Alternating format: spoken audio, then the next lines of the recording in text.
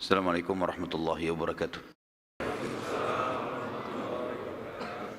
Selalu saja kita memuji Tuhan kita Allah, Zat yang paling pantas untuk dipuji, dicintai, ditunduki dan ditakuti.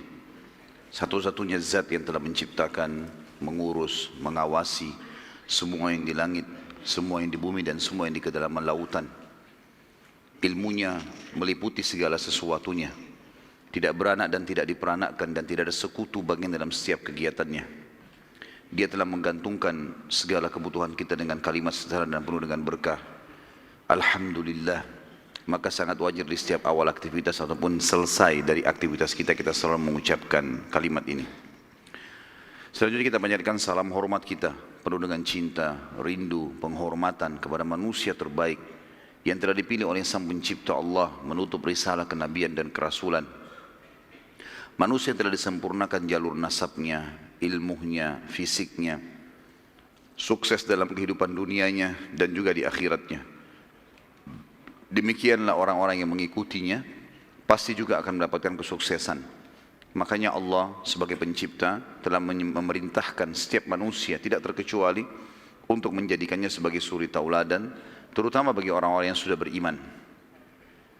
Dan Sang Pencipta Allah bersama malaikatnya mengucapkan salam hormat secara langsung juga kepada manusia terbaik ini. Dan siapapun yang mengucapkan salam hormat kepadanya akan dibalas oleh Allah secara spontan 10 kali salam secara langsung dari Allah. Maka sangat wajar kalau kita selalu mengucapkan salawat dan taslim kepada Nabi besar Muhammad sallallahu alaihi wasallam. Melanjutkan bahasan sirah kita, semoga Allah berkahi. Setelah panjang lebar kita jelaskan tentang perang Hamrat Asad yang terjadi setelah perang Uhud dan juga pelajaran-pelajaran yang kita ambil dari perang Uhud yang sangat luar biasa. Berikut juga kaidah-kaidah syar'i yang bisa diambil dari kejadian Uhud dan Hamrat Asad. Kita akan masuk sekarang ke pembahasan tentang penyerangan beberapa suku Arab yang ada di sekitar Madinah ke kota Madinah. Maksudnya ingin menyerang. Dan ini semua adalah rentetan permasalahan yang terjadi di Uhud, di pertengahan peperangan. Di awal peperangan muslimin memenangkan peperangan, di tengah-tengah mereka dikalahkan, lalu kemudian mereka menang lagi di Hamrat Asad. Hanya saja Hamrat Asad, peperangan ini banyak juga di antara suku-suku Arab yang tidak sampai kepadanya berita itu. Jadi sebagian kecil, dan Quraisy berusaha menyebarkan berita kalau mereka yang menang. Dan memang banyak suku-suku Arab terpengaruh dengan pendapat Quraisy, ya, bahwasanya memang mereka yang menang. Padahal sebenarnya sudah kita jelaskan di Hamrat Asad, Quraisy tidak berani untuk datang menemui muslimin, dan muslimin sempat tinggal selama 3 hari di sana. Simpang siur, ada yang tangkap, ada juga yang tidak. Dan cerita teman-teman sekalian, ternyata ada beberapa suku-suku Arab yang berpikir untuk menyerang Madinah. Dikarenakan mereka mengetahui Uhud itu, tempat lokasi di mana muslimin kalah, adalah di depan pintu gerbang Madinah. Artinya di depan pintu gerbang Madinah saja muslimin kalah, ya, berarti sudah sangat lemah. Apalagi kalau mereka perang keluar dari kota Madinah. Maka perang yang terjadi Hamrat Asad dan Uhud itu terjadi. Uhud tentunya di bulan Syawal, tanggal 15 Syawal tahun 3 Hijriah, dan Hamrat Asad tanggal 16 Syawal.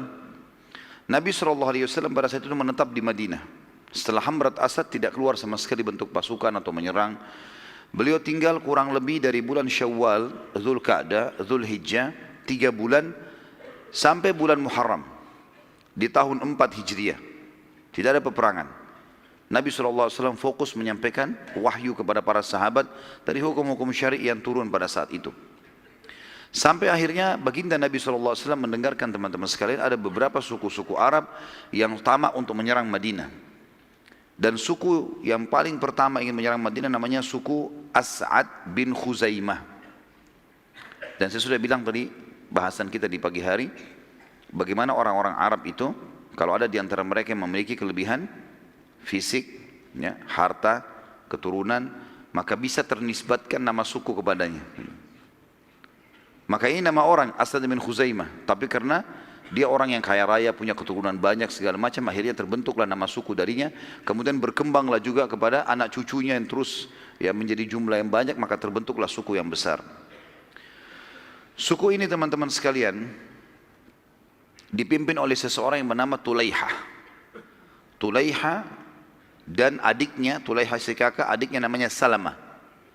Dua-duanya anaknya Khuwailid. Tulaiha ini perlu kita tahu juga, nanti dia akan mengaku sebagai seorang nabi. Salah satu yang mengaku nabi di Jazirah nanti, nabi palsu tentunya, Tulaiha ini. Hanya saja dari 3 orang yang mengaku nabi, Tulaiha bin Khuwailid, ini nantinya taubat dia.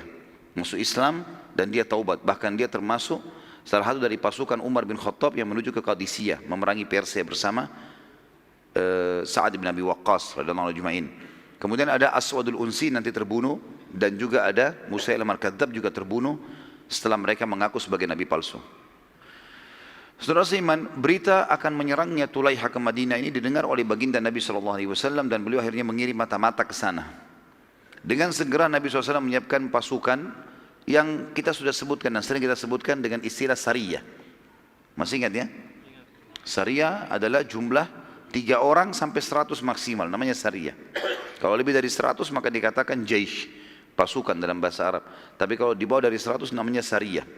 Nabi SAW menyiapkan Sariyah yang dipimpin oleh Abu Salamah. Riwayat lain mengatakan Abu Talha. Ada 2 riwayatnya. Dengan kekuatan kurang lebih antara 100 orang, ada riwayat yang mengatakan 150 orang, ada pasukan tambahan. Mereka menyerang ke suku As'ad sebelum mereka atau suku As'ad menyerang Madinah. Dan ternyata dalam kondisi mereka tidak sadar suku Asad ini akan diserang, mereka lalai dan setelah sholat subuh berhasil diserang oleh Abu Talha dan berhasil mengalahkan suku As'ad, yang akhirnya membatalkan niat mereka untuk mendatangi Madinah. Dan tentu Abu Talha, yang lebih tepatnya karena ada 2 riwayat, ada Abu Salamah, tapi kita ambilnya riwayat yang paling kuat Abu Talha radhiyallahu anhu yang sempat terluka parah di perang Uhud, itu diutus oleh Nabi SAW jadi pimpinan sini, dan dia pada saat pulang dari menyerang suku Asad ini dia pun mati terbunuh syahid dan lukanya di medan perang. Dan juga ulama mengeluarkan sebuah hukum, siapapun yang telah ikut berperang kemudian terluka di medan perang lalu dia pulang ke kampungnya atau ke kotanya dan dia mati kena luka, itu terhitung syahid walaupun dia tidak mati di kancah peperangan, karena lukanya menyebabkan dia mati, yang luka itu didapatkan di kancah peperangan. Yang kedua suku Hudzail. Kalau masih ingat tadi ada seseorang yang diutus oleh Quraisy untuk menakut-nakuti muslimin, ya, itu dari suku Hudzail. Setelah perang Uhud, tepatnya bulan Muharram, juga masih di bulan Muharram, setelah selesai suku Asad tadi bin Khuzaimah dikalahkan, datanglah kepada Nabi SAW 2 suku Arab, namanya suku Adal dan Qara. Suku Adal dan Qara. Suku ini tidak terlalu dikenal karena suku yang cukup jauh dari di ujung Jazirah Arab, dekatnya di wilayah Najd, wilayah dekat negeri Syam. Mereka sempat datang kemudian meminta kepada Nabi SAW. Mereka pura-pura masuk Islam. Mereka datang, mereka syahadat di Madinah, berapa puluh orang gitu ya, tidak disebutkan jumlahnya, tapi ada di sejarah mengatakan antara 40 sampai 50 orang. Mereka lalu masuk Islam dan mereka meminta agar Nabi SAW mengutus beberapa orang sahabat penghafal Al-Quran untuk menemani mereka pergi ke sukunya gitu. Dan Nabi SAW mengutus 6 orang sahabat yang mulia. Yang pertama adalah Asim bin Thabit bin Abi Aqlah. Asim bin Thabit bin Abi Aqlah. Yang kedua Marthad bin Marthad Al-Ghanawi. Marthad bin Marthad Al-Ghanawi. Yang ketiga Khalid bin Al-Bukhair. Khalid bin Al-Bukhair. Yang keempat Khubayb bin Adi. Khubayb bin Adi. Nanti saya ulangi lagi. Yang kelima Zaid bin Ad-Dathinnah. Yang terakhir Abdullah bin Tariq. Abdullah bin Tariq. Jadi Asim bin Thabit bin Abi Al-Aqla, Marthad bin Marthad, Marthad bin Marthad Al-Ghanawi, Khalid bin Bukhair, Khubayb bin Adi, Zaid bin Ad-Dathinnah, dan juga yang terakhir Abdullah bin Tariq radhiyallahu anhu majma'in. Semuanya ini penghafal Quran. Semua ini penghafal Quran dari sahabat Nabi ridwanullahi alaihim. Pada saat tiba melewati pemukiman suku Hudzail, ternyata kelompok ini kelihatan pengkhianatannya. Padahal mereka tadi sementara jalan mereka tunjukkan, mereka belajar sholat, mereka coba belajar baca Al-Quran setiap istirahat. Tapi begitu lewat di depan suku Hudzail, kelihatan pengkhianatan mereka. Mereka cuma mau sahabat ini ikut sampai di situ. Dan suku Hudzail ini suku yang sangat dekat dengan Mekah. Nanti kita lihat suku ini nanti di pembebasan sebelum pembebasan atau kesepakatan Hudaybiyah, mereka jadi baik, mereka akan mengikuti menjadi partnernya Nabi SAW, jadi sekutunya Nabi. Tapi pada saat ini kita ceritakan di awal-awal Islam. Maka kedua suku tadi, Adal dan Qara ini menangkap sahabat yang 6, kemudian menyerahkan kepada Hudzail untuk menerima uang. Ini orang-orang dari Madinah muslimin, kami serahkan pada kalian. Bayar duit, kami tinggalkan. Dan Hudzail memang sudah menawarkan kepada Quraisy, hai Quraisy, kalau kami tawan orang Islam, apa kalian mau tebus? Ada kalau orang muslim dari Madinah kami tangkap, kami serahkan kalian, mau tebus nggak? Orang Quraisy bilang bawa, siapa saja. Dan kalau kalian bawa, kami bayar berapa saja untuk membalas dendam karena ada di antara mereka yang sempat terbunuh kerabatnya di perang Badr. Maka akhirnya suku Hudzail pun mengepung sahabat tadi. Waktu mereka pas diserahkan, tentu 6 orang ini tidak sempat diikat segala macam, tapi tiba-tiba saja suku Hudzail disuruh kepung, ambil deh, tangkap aja. Dari 6 orang sahabat ini teman-teman sekalian, ada 3 orang yang menolak untuk menyerahkan diri. Itu adalah Asim, yang tadi yang pertama kita sebutkan, Marthad, dan Khalid bin Al-Bukair. 3 sahabat ini menolak untuk menyerahkan diri, dan ketiganya berkata, demi Allah kami tidak akan membuat perjanjian dan kesepakatan dengan kaum musyrikin. Enggak ada akad di sini. Karena kan mereka bilang, orang-orang Hudzail mengatakan, sudahlah, kami tidak mau membunuh kalian, enggak usah melawan, serahkan diri, kami hanya serahkan kalian kepada Quraisy, kami mau duit, mau harta. Ternyata 3 orang ini nolak, enggak mau. Akhirnya mereka menghunuskan pedang dan mereka berperang. Sampai akhirnya ketiganya mati syahid. Ketiganya sahabat ini radhiyallahu anhu mati syahid. Maka tersisa 3 orang yang lain, yang 3 orang ini menyerahkan diri. Zaid ibn Dathinnah dari Khubayb ibn Adi dan juga Abdullah bin Tariq. 3 orang ini menyerahkan diri. Ditawanlah. Hudzail membayar kepada 2 suku tadi, Adi dan Qara ini. Kemudian Hudzail membawa ketiga orang ini, maksudnya membawa ke Mekah untuk diserahkan. Pada saat tiba di lokasi namanya lintasan Zahran, artinya sebuah padang pasir sering dilintasi oleh para kafilah-kafilah, Abdullah bin Tariq radhiyallahu anhu sempat melepaskan tali ikatan dan akhirnya dia melawan sendiri. Dia melawan sendiri sampai akhirnya berhasil berhasil melawan tapi terbunuh syahid juga. Jadi sekarang tinggal 2 sahabat. Tinggal Zaid ibn Dathinnah dan juga Khubayb bin Adi. Kedua sahabat ini dijual ke Mekah. Khubayb bin Adi radhiyallahu anhu dibeli oleh Hujair. Yang membeli dia Hujair ibn Ahab atau ibn Ihab At-Tamimi. Siapa Hujair ini teman-teman sekalian yang membeli Khubayb? Hujair adalah saudaranya Al-Harith bin Amir bin Naufal. Al-Harith bin Amir bin Naufal, ya, jadi Khubayb bin Adi dijual ke seseorang bernama Hujair bin Ihab At-Tamimi. Hujair bin Ihab ini sengaja membeli, ya, Khubayb karena dia adalah saudaranya Al-Harith. Namanya saudaranya Hujair yang membeli si Khubayb ini adalah Al-Harith bin Amir bin Naufal. Ini adalah orang yang dibunuh oleh Khubayb di Uhud. Jadi ternyata Khubayb bin Adi radhiyallahu anhu sahabat Nabi ini sempat membunuh seseorang di Uhud namanya Al-Harith bin Amir bin Nufail. Ini adalah saudaranya Hujair. Makanya Hujair sengaja membeli Khubayb untuk dia bunuh, balas dendam. Kemudian Zaid bin Dathinnah dibeli oleh Safwan bin Umayyah bin Khalaf. Safwan bin Umayyah bin Khalaf. Kalau antum masih ingat di perang Badar, Umayyah bin Khalaf termasuk yang terbunuh bersama Abu Jahal. Ya. Dan anaknya Umayyah bin Khalaf namanya Safwan menjadi pengganti ayahnya jadi kepala suku di Mekah. Dia bilang, dia iklankan siapa saja yang menyerahkan kepada saya muslim, siapa saja muslim, maka saya akan bayar berapa saja dan saya akan bunuh sebagai ganti karena ayahnya terbunuh di perang Badr.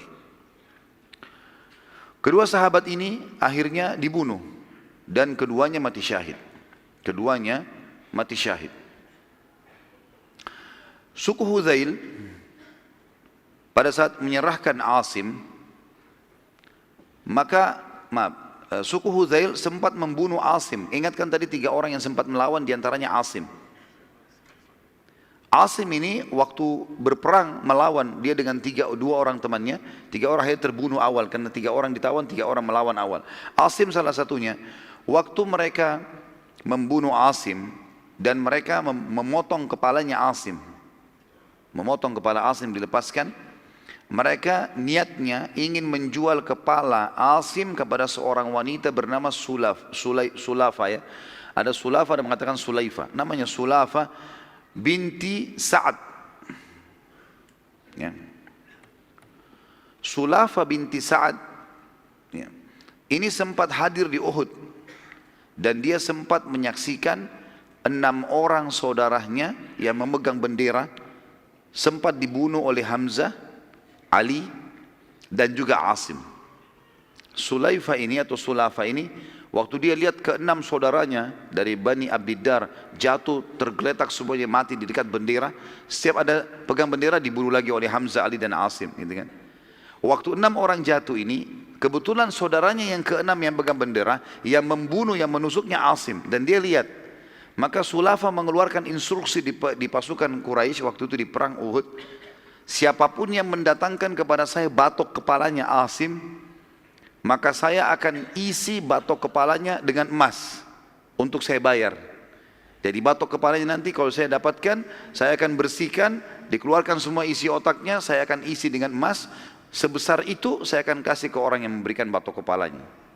Oleh karena itu suku Hudzail tamak pada saat itu. Mereka pada saat membunuh Asim, mereka membawa kepalanya dengan niat mau dijual kepada Sulafa tadi, binti Sa'ad bin Syahid ya, yang hadir di Uhud pada saat itu. Namun terjadi keajaiban yang luar biasa pada saat itu. Di antara yang disebutkan dalam riwayat adalah pada saat mereka memotong kepala Asim, kepalanya sempat dipenuhi dengan lebah. Entah lebah dari mana datang, dari padang pasir, penuh semua mukanya dan kepalanya penuh lebah. Dan setiap kali ada suku Hudzail yang coba menyentuh, maka diserang oleh lebah tersebut. Dan di depan mata mereka, lebah-lebah ini rame-rame ya, menjepit kepala Asim, kemudian dibawa terbang oleh lebah gitu ya. Sampai akhirnya kepala Asim tidak ditemukan sama sekali, dan dibawa oleh lebah entah kemana dengan hikmah Allah subhanahu wa ta'ala. Dan pada saat terdengar berita tersebut oleh kaum muslimin, maka Umar bin Khattab mengatakan, saya pernah mendengarkan Asim telah bersumpah atas nama Allah dan memohon agar jasadnya tidak disentuh sama sekali oleh orang-orang musyrik. Maka pada saat mereka memotong pun kepalanya, sempat jasadnya entah di mana, mereka hanya menemukan kepalanya, dan kepalanya pun dibawa oleh lebah, yang akhirnya mereka tidak bisa menemukan sama sekali jasad sahabat yang mulia ini. Tentu kita melihat ini teman-teman sekalian, sampai di sini yang dinukil oleh para ahli sejarah, dan belum disebutkan apakah baginda Nabi SAW membalas atau tidak. Yang jelas kejadian ini terjadi. Yang saya tahu nanti suku Hudzail ya, meminta maaf, dan kemudian suku Hudzail akhirnya menjadi sekutu Nabi di kesepakatan Hudaybiyah. Yang ketiga, suku Sulaim, suku Ril, Zikwan, dan Usayyah. Ada 4 suku Arab, suku Sulaim, suku Ri'il ya. Ri'il ini salah satu suku Arab juga ya. Suku Sulaim, suku Ri'il, Zikwan, dan Usayyah. Ini 4 suku, Sulaim, Ri'il, Zikwan, dan Usayyah. Datang seseorang di Madinah teman-teman sekalian yang bernama Amir bin Malik. Amir bin Malik ini, tentu tadi itu nama-nama suku, judulnya ya. Tapi kita masuk sekarang histori kisahnya. Ada seseorang datang ke Madinah bernama Amir bin Malik bin Ja'far. Amir bin Malik bin Ja'far ini pimpinan suku Amir bin Sa'sa'ah, salah satu suku Arab. Ia menemui Nabi SAW. Si Amir ini bin Malik bin Ja'far menemui Nabi SAW. Lalu Nabi memberikan hadiah sebagai tanda persahabatan. Masih kafir. Lalu kata Nabi SAW, saya enggak terima hadiah dari orang kafir. Saya enggak terima hadiah dari orang kafir. Tentu di sini Nabi SAW menerima hadiah umumnya walaupun dari orang kafir. Tapi khusus pada masa itu karena perang lagi genting-gentingnya, kemudian telah terjadi kasus tadi, sampai berita ke Nabi SAW tentang 6 orang sahabatnya dikhianati, maka beliau pun hati-hati. Beliau mengatakan, saya tidak terima hadiah dari orang kafir, kecuali kalau kau masuk Islam. Kalau kau masuk Islam tidak ada masalah, kau Muslim. Maka kata si Amir, saya enggak mau masuk Islam. Saya tidak akan masuk Islam, tetapi kalau anda mau, saya akan coba ya menyebarkan agama anda yang di suku saya. Tapi dengan syarat, harus ada sahabat anda yang berangkat. Harus ada orang yang berangkat. Nabi SAW masih trauma dengan 6 orang yang dibunuh tadi. Sampai berita ke Nabi SAW. Juga ada riwayat tadi saya lupa sampaikan teman-teman, Asim pada saat jasadnya dicari, maka bumi yang ada jasadnya terbuka dan menanamkan, memasukkan jasadnya. Sementara kepalanya dibawa oleh lebah. Tadi yang lupa saya sampaikan. Maka kata Nabi SAW, apa jaminanmu? Sekarang, apa jaminan kau bisa selamatkan? Ada sahabat saya dikhianati. Kata dia, saya menjaminnya. Saya kepala suku, saya yang jamin. Maka kata Nabi SAW, baiklah. Kalau kau menjamin, selesai. Artinya kalau ada pengkhianatan, perang nih. Maka Nabi SAW pun mengutus 70 orang sahabat pilihan waktu itu. Dari tadi cuma 6, sekarang 70 orang. Supaya ada kekuatan gitu. Di antara 70 orang ini ada beberapa orang sahabat yang terkenal dengan keimanannya, dengan ilmunya, ulamanya sahabat. Di antaranya Al-Harith bin Shimmah. Al-Harith bin Shimmah salah satu ulama sahabat masyhur dengan ilmunya. Ini salah satunya, ada mungkin 6-7 orang ini diantaranya sahabat semua mulia tentu, tapi ini 7 orang ini, 6 orang ini orang-orang yang sangat tinggi ilmunya. Hafal 30 juz, dan ini 70 orang memang penghafal Quran semuanya. Yang kedua, Haram bin Milhan. Haram bin Milhan. Jadi Al-Harith bin Shimmah, Haram bin Milhan, kemudian Urwa bin Asma As-Silmi. Al-Harith bin Shimmah, Haram bin Milhan, Urwa bin Asma As-Silmi. Kemudian yang keempat, Nafi' bin Badil. Nafi' bin Badil. Saya ulangi, kalau ada yang mau catat teman-teman sekalian, saya ulangi insyaAllah. Tapi niatnya dicatat bukan karena mau dapat buku ya. Dari sekarang sepakat dulu. Al-Harith bin Shimmah yang pertama, kemudian Haram bin Milhan, kemudian Urwa bin Asma As-Silmi, Urwa bin Asma As-Silmi, kemudian Nafi' bin Badil bin Waraqah. Nafi' bin Badil bin Waraqah, dan juga Amir bin Fuhairah. Ini kurang lebih di antara 70 ada 4 atau 5-6 orang ini ya. Al-Harith bin Shimmah, Haram bin Milhan, Urwa bin Asma As-Silmi, Nafi' bin Badil bin Waraqah, dan Amir bin Fuhairah. Pada saat mereka tiba di pemukiman suku Sulaim, ternyata terjadi lagi pengkhianatan. Si Amir tadi bin Malik, kepala suku Sa'sa', kepala suku Amir bin Sa'sa', berkhianat. Dia mengajak 4 suku yang merupakan suku dia, yaitu tadi yang kita sudah sebutkan di awal judul kita, suku Sulaim, suku Ri'il, suku Zikwan, dan suku Usayyah, untuk membunuh para sahabat. Dan mereka melakukan sampai akhirnya ke 70 sahabat berusaha melawan dan terbunuh 69. Mati syahid semuanya.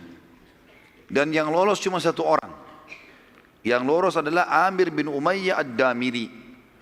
Amir bin Umayyah Ad-Damiri.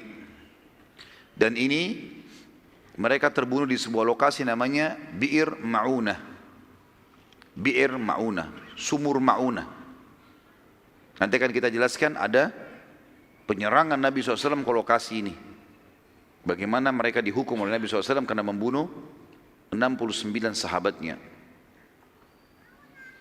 Jadi nama lokasinya Bi'ir Ma'una, dan yang tersisa adalah Amir bin Umayyah Ad-Damiri. Dalam perjalanan menuju ke Madinah, Amir sempat menemukan 2 orang dari asal suku sang pengkhianat, Amir bin Malik bin Ja'far As-Sa'sa' tadi. Yang sempat memberikan jaminan Nabi kan, namanya Amir bin Malik kan. Saya jamin, tidak ada masalah, saya kepala suku. Ternyata Amir, kepala suku tadi yang mengkhianat itu, sahabat juga yang sempat lolos namanya Amir. Sahabat si Amir ini, waktu dia menuju ke Madinah pulang, dia temukan ada 2 orang dari sukunya si Amir pengkhianat tadi. Lagi lewat. Maka sahabat yang mulia Amir bin Umayyah membunuh 2 orang itu. Sebagai balasan. Karena dia tahu ini dari suku Amir bin Sa'sa. Ini sama, pengkhianat juga ini. Dia pikir semua suku itu pasti pengkhianat. Padahal sebenarnya yang berkhianat cuma kepala sukunya saja. Pada saat Nabi SAW mendengar cerita tersebut, maka Nabi SAW berkata, wahai Amir, masalah kasus pengkhianatan kepala suku mereka, Amir tadi bin Malik, ini dianya yang salah. Dan yang akan kita hukum dia berikut 4 suku yang mendukungnya tadi. Sulaim, Ri'il, Zikwan, ya, itu semua tadi kita hukum, itu yang kita hukum. Jadi 2 orang yang kamu bunuh, kita akan bayar diyahnya. Lihat bagaimana keadilan Islam ya. Padahal sudah terjadi pengkhianatan. Karena ada sahabat Nabi SAW membunuh dengan tidak sengaja, salah, maka Nabi SAW mau membayar itu. Lalu Nabi SAW sempat melakukan pada saat itu kunut nazilah sebulan. Subuh, duhur, asar, maghrib, isya membaca kunut. Semuanya memohon kepada Allah agar ke-4 suku ini dibinasakan oleh Allah selama sebulan penuh. Dan di sini keluar sebuah hukum tentang adanya kunut nazilah, di mana pada saat muslimin terdesak, ada masalah yang mereka hadapi, mereka boleh memohon kepada Allah agar diberikan kemenangan. Dan pada saat itu Allah Subhanahu wa taala mengabulkan doa Nabi SAW sehingga ke-4 suku itu terkutuk dan mereka akhirnya banyak yang binasa dan ditimpa banyak penyakit. Ya. Tersisa sekarang teman-teman sekalian, pada saat Nabi SAW mau membayar dia 2 orang dari suku Amir yang dibunuh oleh Amir tadi sahabat ini, maka beliau pikir kalau dikirim diyahnya ke sana, nanti bisa dibunuh lagi sahabat. Bagaimana caranya? Dicarilah di Madinah suku Madinah yang merupakan sekutunya suku Amir bin Sa'sa. Siapa? Ditemukan suku Yahudi, namanya suku Nadir. Dan kita sudah pernah sebutkan ada 3 suku di Madinah, Yahudi, Qainuqa, Nadir dan Quraidah. Suku Nadir teman-teman adalah sekutunya suku Amir bin Sa'sa. Nabi SAW ingin niat memberikan diyahnya 2 orang yang terbunuh ini kepada Bani Nadir, nanti mereka yang kasih kepada suku Amir. Supaya jangan lagi ada sahabat yang dibunuh gitu. Pada saat itu Nabi SAW mendatangi sendiri pemukiman suku Nadir. Mendatangi sendiri pemukiman suku Nadir dan menyampaikan hajatnya. Kalau kami telah terjadi begini dan begitu dan kami akan menitipkan diyahnya. Tolong selesaikan. Ternyata suku Nadir pada saat itu mengatakan baiklah kami akan terima. Gitu kan. Kami akan terima. Tapi kamu tunggu sebentar hai Muhammad. Waktu itu Nabi SAW lagi kebetulan di jalan pemukiman mereka, karena zaman dulu setiap suku punya benteng sendiri. Saya pernah jelaskan tentang keadaan 3 suku Yahudi, Nadir, Qainuqa dan Quraidah ini. Semuanya punya benteng, di dalam benteng ada pemukiman mereka, ada pasar, ada sumur, ada peternakan.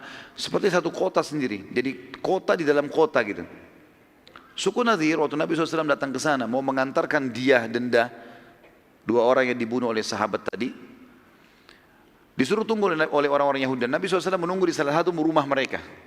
Ditemani waktu itu oleh Abu Bakar, Umar, ya, sahabat-sahabat Nabi yang mulia, Ali bin Abi Thalib. 3 orang sahabat ini mendampingi Nabi SAW. Dan Nabi duduk bersandar di salah satu rumah mereka. Ternyata orang-orang Yahudi berkata satu sama yang lain, sungguh kalian tidak akan pernah mendapatkan kesempatan untuk membunuh Muhammad lebih baik daripada ini. Siapa yang naik ke atas rumah yang tempat dia sekarang lagi ada, kemudian dilemparkan batu ke bawah, biar Muhammad kena batu dan mati. Begitu pemikiran orang-orang Yahudi pada saat itu. Maka ada satu orang Yahudi yang pada saat itu bernama Amr bin Jahash. Amr bin Jahash bin Ka'ab, namanya dia, Amr bin Jahash bin Ka'ab. Amr bin Jahash ini berkata, aku. Lalu dia pun ya, membawa batu besar, kemudian mutar dari belakang rumah itu. Dia masuk dari pintu belakang rumah, dia pamit sama pemilik rumahnya, lalu dia ceritakan kisahnya, lalu dia naik ke atas. Begitu dia naik ke atas dan dia tinggal mau menjatuhkan batu, wahyu turun. Mereka lupa kalau ini adalah Rasulullah SAW. Jibril datang menyampaikan, hai Muhammad, di atas kepalamu sekarang ada orang Yahudi bernama Amr ini mau melemparkan batu. Nabi SAW, tentu Abu Bakar sama Umar sama Ali nggak tahu itu. Karena Jibril berbicara dengan Nabi, mereka tidak tahu. Maka Nabi SAW tiba-tiba berdiri, lalu meninggalkan rumah tersebut dengan tidak ada sama sekali gerakan seakan-akan ada kaget atau marah, enggak. Santai saja. Dan biasanya Nabi SAW kalau begini berarti punya hajat mau ke kamar kecil. Para sahabat fahamnya begitu. Jadi kalau Nabi SAW berdiri tanpa sebab, berarti ada hajat mau ke kamar kecil biasanya. Kalau selain kamar kecil biasanya Nabi sampaikan. Seperti itulah.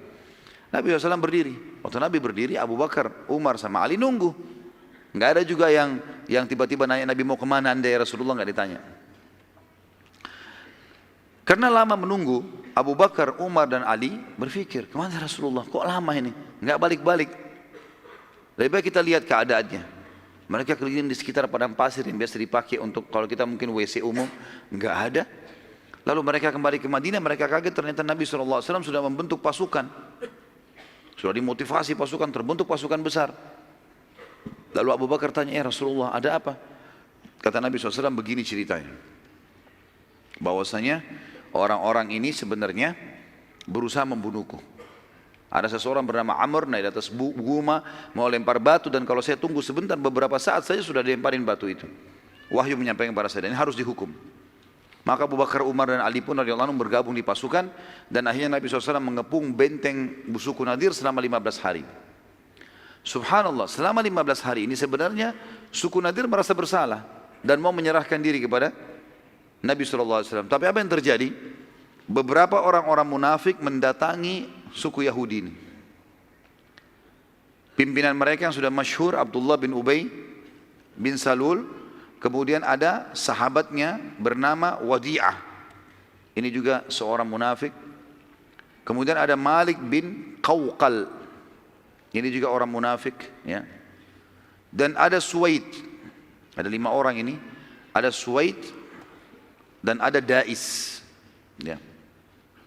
Ada 5 orang munafik, Abdullah bin Abi Salul, Wadi'ah, kemudian Malik bin Qawqal, Suwaid dan Dais. Mereka berlima mendatangi bentengnya suku Nadir dan berkata, sudahlah jangan nyerahkan diri, kami membela kalian. Kalian tahu kan siapa kami? Maksudnya orang-orang munafik. Kami bukan muslim, kami akan bela kalian, tidak usah khawatir. Kami juga punya pasukan, disebutkanlah pasukan kami begini, namanya si fulan, kalian tahu si fulan, si fulan, si fulan. Di Madinah mereka saling tahu, ini orang munafik semua. Kami siap membela kalian. Kalau kalian diperangi, kami akan memerangi juga muslimin. Kalau kalian mati, kami mati bersama kalian. Tadinya suku Nadir ini khawatir gitu kan. Mereka menyerahkan diri, tapi karena motivasi dari orang-orang munafik ini, akhirnya mereka tidak jadi. Mereka tidak jadi menyerahkan diri dan mereka akhirnya mau melawan. Sampai akhirnya ya, mereka dikepung 15 hari dan ternyata dalam 15 hari itu pun setelah orang-orang yang munafik ini keluar sama sekali mereka tidak mengirim bantuan, tidak ada beritanya gitu kan. Akhirnya mereka menyerahkan diri dan ini sifatnya orang munafik. Orang munafik subhanallah biasa gitu. Sama kaum muslimin benci, sama orang kafir penjilat. Ya, dan dusta semua hidupnya. Dan kita tahu surah An-Nisa menjelaskan masalah itu. Surah An-Nisa surah nomor 4 ayat 138. Dimulai dari 138. Pernah saya bacakan ayat ini tapi saya bacakan lagi. A'udzubillahi minasyaitonirrajim. Basyiril munafiqina bi anna lahum adzaban alima. Sampaikanlah berita ya bahwasanya orang-orang munafik itu akan mendapatkan siksa yang pedih. Alladzina yattakhiduna al-kafirina awliya min dunil mu'minin. Mereka adalah orang-orang yang menjadikan orang kafir sebagai tempat-tempat mereka bersandar. Ayabtaguna indahumul izzata fa innal izzata lillahi jami'a. Mereka mengira bahwasanya orang-orang kafir itu punya kemuliaan sehingga mereka berusaha menjilat di situ, mau mendekat, padahal semuanya kemuliaan di sisi Allah. Wa qad nazzala 'alaikum fil kitab an idza sami'tum ayati llahi yukfaru biha ustahza'u biha. Dan telah diturunkan dalam Al-Quran dengan sangat tegas. Kalau kalian dengarkan ayat-ayat Allah diolok-olok, ya, maka jangan kalian duduk. Fala taqudu ma'ahum. Jangan kalian duduk bersama mereka. Hatta yakhudu fi haditsin ghairi. Sampai mereka mengalihkan pembicaraan ke yang lain. Innakum idam mithluhum. Kalau kalian ikut-ikutan sama orang-orang munafik itu, orang-orang kafir itu, maka kalian sama saja dengan mereka. Innallaha jami'ul munafiqina wal kafirina fi jahannam jami'a. Sesungguhnya Allah pasti akan mengumpulkan orang-orang kafir dan orang munafik dalam neraka jahannam bersama-sama. Sifat orang munafik disebutkan alladzina yatarabbasuna bikum, yaitu orang-orang yang selalu mencari kejadian-kejadian untuk kalian atau terhadap kalian hai kaum muslimin. Fa in kana lakum fathum minallah, kalau kalian dapat kemenangan dari sisi Allah, qalu, orang-orang munafik berlumba-lumba berkata, alam nakum ma'akum, bukankah kami juga umat Islam sama dengan kalian? Kami kan juga namanya si fulan, orang muslim. Ya. Wa in kana lil kafirin nasib, dan kalau seandainya orang kafir yang mendapatkan kemenangan, qalu alam nastahwid alaikum, bukankah kami telah memenangkan kalian? Wa namna'kum minal mu'minin, dan kami melarang atau menahan kalian dari orang-orang beriman. Lalu mereka mengatakan, ya, bukankah kami telah memenangkan kalian dari kaum mukminin dan juga kami menahan kalian, kami telah memenangkan kalian dan kami menahan kalian dari orang-orang beriman. Fallahu yahkum bainahum yaumal qiyamah, Allah akan menghakimi di antara mereka pada hari kiamat. Walan yaj'alallahu lil kafirin 'alal mu'minina sabila, Allah tidak akan mungkin memberikan orang-orang kafir untuk memusnahkan orang mukmin secara keseluruhan. Innal munafiqina yukhadi'una Allah wa khadi'uhum, orang-orang munafik berusaha menipu Allah seakan-akan Allah tidak tahu tentang keadaan mereka, padahal Allah sedang menipu, membalas tipu muslihat mereka. Wa idza qamu ila sholati qamu kusala, mereka kalau bangun salat mereka sangat malas. Yura'unan nas, kalaupun mereka salat mereka hanya ingin pujian manusia. Wala yadhkurunallaha illa qalila, mereka tidak pernah berzikir kepada Allah kecuali sedikit sekali. Mudabdabina baina dzalik, mereka bingung antara kafir dan keimanan. La ilaha ula'i wa la ilaha ula, mereka tidak menjadi orang beriman, tidak juga menjadi orang kafir. Wa may yudlilillahu falan tajid lahu sabila, siapa yang telah Allah sesatkan maka kalian tidak akan dapatkan petunjuk baginya. Lalu kemudian sebagai penutup teman-teman, dan kita break untuk sholat dulu insyaAllah. Ternyata di sini semua yang mereka sampaikan kepada orang-orang Yahudi bohong dan dusta.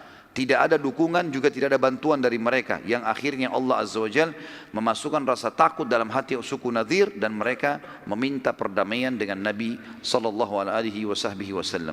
Dan insyaAllah kita akan sampaikan atau lanjutkan sebentar lagi bahasan kita.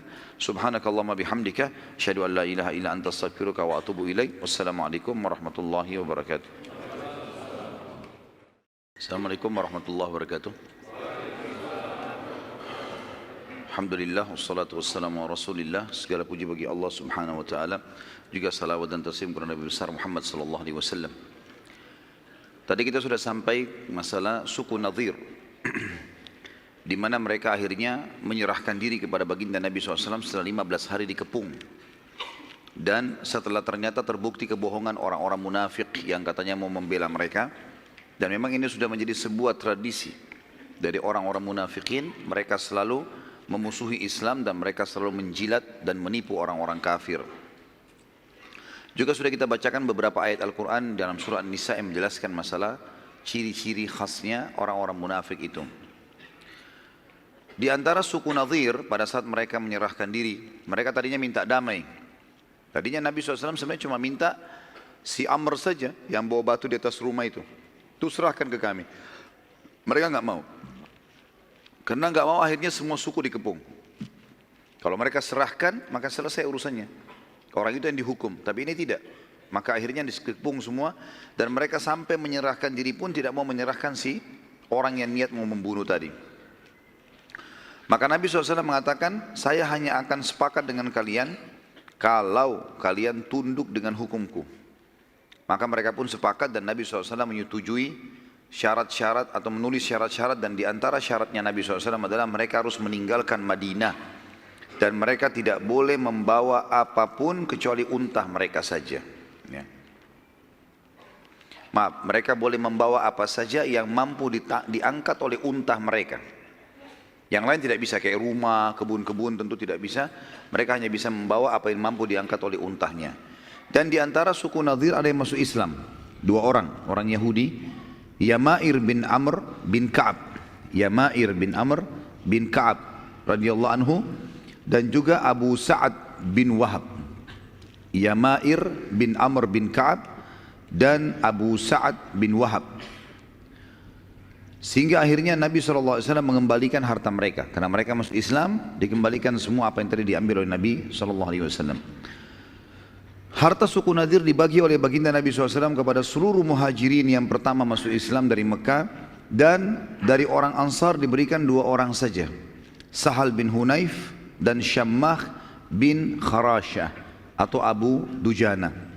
Dua orang sahabat Nabi dapat ghanimah dari orang-orang Ansar cuma dua orang. Sahal bin Hunayf dan Syammah bin Kharasha atau Abu Dujana. Kejadian ini terjadi teman-teman sekalian di bulan Rabiul Awal tahun 4 Hijriah. Karena tadi kan Nabi SAW istirahat tidak perang setelah kejadian Hamrat Asad sampai bulan Muharram di tahun 4 Hijriah. Terjadilah beberapa suku-suku Arab sampai akhirnya suku Nadir ini yang dikeluarkan dari kota Madinah. Dan Allah Subhanahu wa taala mengekalkan dalam Al-Qur'an cerita tentang pengusiran suku Nadir dari Madinah dan pengkhianatan mereka ini. Dalam surah Al-Hasyr, lengkap satu surah itu turun untuk mereka. 24 ayat. Dan bagi teman-teman yang mau menghafal surah-surah untuk menambah hafalan surah, termasuk surah ini mulia ini.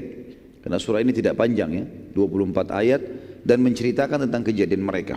Saya akan bacakan A'udzubillahi minasyaitonirrajim, surah Al-Hasyr, surah nomor 59 ayat 1 sampai ayat 24. Sabbaha lillahi ma fis samawati wa ma fil ardi wa huwal azizul hakim. Telah bertasbih kepada Allah semua yang ada di langit dan di bumi, dan dialah yang maha perkasa lagi maha bijaksana. Ayat ini turun kejadian pengusiran suku Nadir pada saat mereka dikepung 15 hari itu.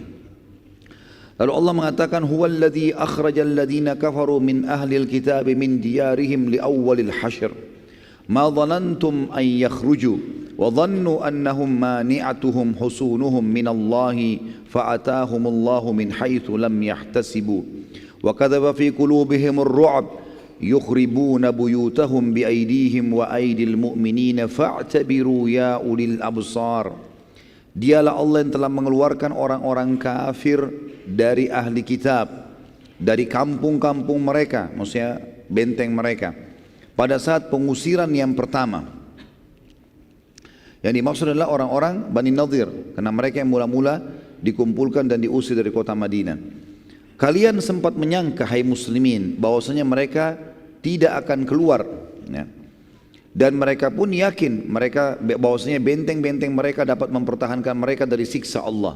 Maka Allah mendatangkan kepada mereka hukuman dari arah yang mereka tidak sangka-sangka, dan Allah memasukkan ketakutan dalam hati mereka. Mereka merusak rumah-rumah mereka dengan tangan-tangan mereka sendiri dan tangan orang-orang mukmin. Maka ambillah pelajaran dari kejadian itu, hai orang-orang yang mempunyai wawasan atau akal. Jadi ayat ini, ayat nomor 2 ini yang paling tegas menjelaskan masalah keadaan mereka. Jadi waktu Nabi SAW mengatakan kalian harus diusir dari Madinah, sepakat keluar, kalau enggak dibunuh. Dan hanya boleh bawa barang yang dinaikkan di atas unta saja. Rupanya karena mereka sakit hati, mereka sempat merusak rumah-rumah mereka dengan tangan mereka sendiri. Maksudnya supaya tidak dipakai oleh muslimin. Ternyata di antara muslimin ada yang datang membantu mereka ngurusin rumahnya. Nanti kita tidak butuh rumah kalian kok. Tidak butuh, keluar saja gitu. Allah mengatakan ambil pelajaran dari situ. Suku Nadir ini teman-teman sekalian memiliki di dalam benteng itu sekitar 1000 personil perang, ahli perang, prajurit, dan mereka masih mempunyai sekian ribu orang yang memang bukan personil perang tapi bisa dipakai tenaganya. Yang mengepung mereka hanya segelintir berapa ratus sahabat bersama Nabi SAW. Tapi Allah mendatangkan ketakutan-ketakutan pada mereka sehingga akhirnya mereka menyerahkan diri. Dan beginilah selalu keadaan peperangan muslimin. Kalau memang mereka ikhlas kepada Allah, walaupun jumlahnya lebih sedikit, pasti Allah berikan kemenangan. Ayat 3, walaula an kataballahu alaihimul jalaa la'adzabahum fid dunya walahum fil akhirati adzabun nar. Dan jika saja atau jika tidaklah Allah, jika tidak karena Allah telah menetapkan pengusiran terhadap mereka, benar-benar Allah akan mengadab mereka di dunia dan bagi mereka di akhirat azab neraka. Kalau bukan Allah mudahkan kalian mengusirnya, hai muslimin, mereka tetap akan Allah siksa dalam benteng mereka. Jadi semuanya itu adalah penghinaan. Dan di akhirat juga kalau mereka tidak sempat taubat, tidak masuk Islam, pastilah mereka akan masuk ke dalam neraka Jahannam. Dzalika bi annahum syaqqullaha wa rasulahu wa man yushaqillaha fa innallaha syadidul iqab. Demikian itu karena mereka menentang Allah dan Rasulnya. Barang siapa yang menentang Allah dan Rasulnya, sesungguhnya Allah sangat keras hukumannya. Ma qata'tum min linatin aw taraktumuha qa'imatan ala usuliha fa biidnillahi wa liyukhziyal fasiqin. Apa saja yang kalian tebang dari pohon-pohon kurma milik orang-orang kafir, atau yang kalian biarkan tumbuh berdiri di atas pokoknya, maka semua itu dengan izin Allah, dan karena Dia hendak memberikan kehinaan kepada orang-orang fasik. Perlu kita ketahui teman-teman sekalian, di luar bentengnya Bani Nadhir, karena dalam benteng kalau mereka tanam kebun kurma maka habis tempat, mereka butuh tempat tinggal, maka mereka beli atau beli tanah-tanah di sekitar Madinah di luar benteng, dijadikan kebun-kebun, dan luas sekali kebun-kebunnya orang-orang Nadhir ini. Waktu mereka orang-orang Yahudi ciri khasnya suka sekali dengan harta. Mereka lebih cinta hartanya daripada diri mereka, keluarga mereka sendiri. Orang Yahudi siap mengorbankan istrinya, yang penting hartanya nggak hilang. Ya. Anak-anaknya juga siap, nggak ada masalah, yang penting jangan hartanya. Ya. Makanya Allah Subhanahu Wa Taala menyebutkan tentang sifat mereka buruk sekali tentang cintanya terhadap dunia. Gitu kan. Mereka berharap dipanjangkan umurnya, berharap mengumpulkan harta, seperti itulah. Yang jelas waktu itu salah satu titah Nabi SAW adalah tebang pohon-pohon kurmanya di depan matanya mereka, dan pohon kurma harta mereka yang paling mahal pada saat itu. Maka mereka waktu lihat, mereka sebarin berita, "Hai Muhammad, kenapa ketebang pohon-pohon? Bukankah agamamu melarang untuk menebang pohon?" Gitu kan. Karena kan Nabi SAW kalau kirim pasukan dititip pesan, jangan bunuh perempuan, jangan bunuh anak-anak, ya, jangan tebang pohon-pohon, kan gitu. Jangan bunuh hewan-hewan, nggak ada hubungannya. Jangan rusak fasilitas umum, ada larangan. Tapi Allah khusus menyebutkan tentang masalah pengepungan Bani Nadhir. Kata Allah, apa saja yang kamu tebang dari pohon kurma. Ya, kalau antum tidak ikuti sebabnya tadi ini, mungkin tidak tahu apa yang dimaksud oleh Allah di sini kan.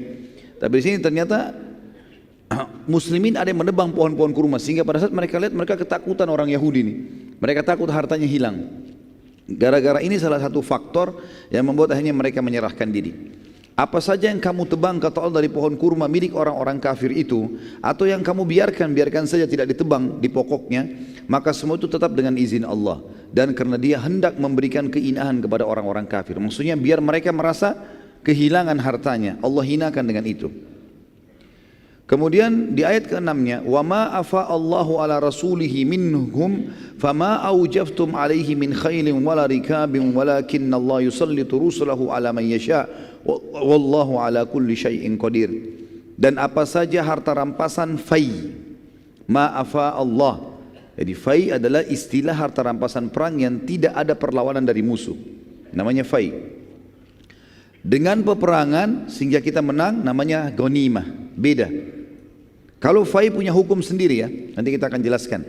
Yang jelas Allah mengatakan di sini di ayat 6-nya, apa saja harta rampasan fai yang diberikan Allah kepada Rasul dari harta benda mereka, maka untuk mendapatkan itu kamu tidak mengerahkan seekor kuda pun dan tidak pula seekor unta pun, tapi Allah yang memberikan kekuasaan kepada Rasulnya terhadap apa saja yang dikehendakinya. Dan Allah Maha Kuasa atas segala sesuatu. Maksudnya adalah fai itu kalau terjadi peperangan dan Nabi SAW dan menang waktu di zaman Nabi SAW masih hidup, maka harta rampasan yang didapatkan tanpa peperangan itu murni milik Nabi SAW. Itu murni milik Rasulullah SAW. Dan beliau punya hak memberikan kepada siapa saja. Makanya tadi fainya Bani Nadhir diberikan kepada orang-orang Muhajirin dan 2 orang Ansar saja yang dianggap miskin, yang lain tidak dikasih orang Ansar. Dan Allah menyebutkan kenapa? Karena tidak ada peperangan, tidak ada kalian gerakkan seekor kuda ataupun seekor unta untuk menyerang musuh, maka itu fai namanya, ya.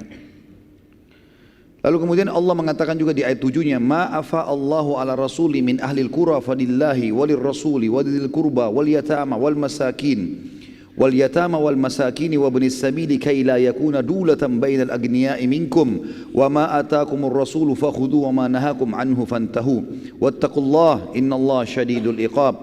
Apa saja harta rampasan fai yang didapatkan tanpa peperangan yang diberikan Allah kepada Rasulnya dari harta yang dari penduduk kota-kota, maka itu adalah milik Allah, Rasul, kaum kerabat, anak-anak yatim, maksudnya kerabat Nabi SAW, yang Nabi, anak-anak yatim, orang-orang miskin, dan orang-orang yang dalam perjalanan dan terputus jalan, supaya harta tersebut tidak beredar di antara orang-orang kaya saja di antara kalian.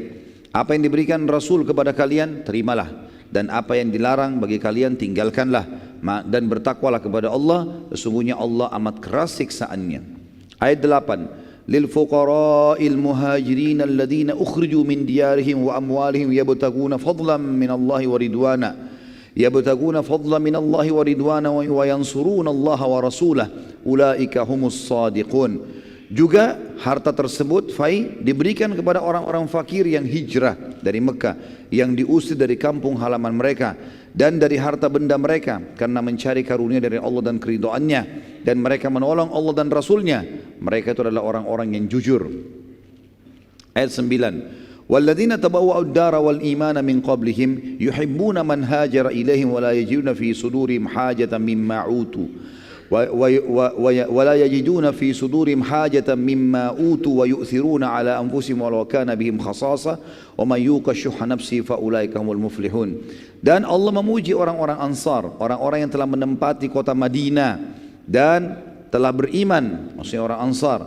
Sebelum kedatangan para muhajirin, mereka orang Ansar mencintai orang-orang yang berhijrah kepada mereka, dan mereka orang-orang Ansar tidak menaruh keinginan dalam hati mereka terhadap apa-apa yang diberikan kepada muhajirin. Artinya Allah pastikan fai ini pun, hai Muhammad, kalau kau berikan kepada muhajirin, tidak diberikan kepada Ansar, enggak usah khawatir. Orang Ansar tidak akan pernah ada masalah dengan hati mereka, karena mereka suka dan cinta dengan saudara yang hijrah. Dan ini pujian Allah untuk penduduk Madinah secara khusus.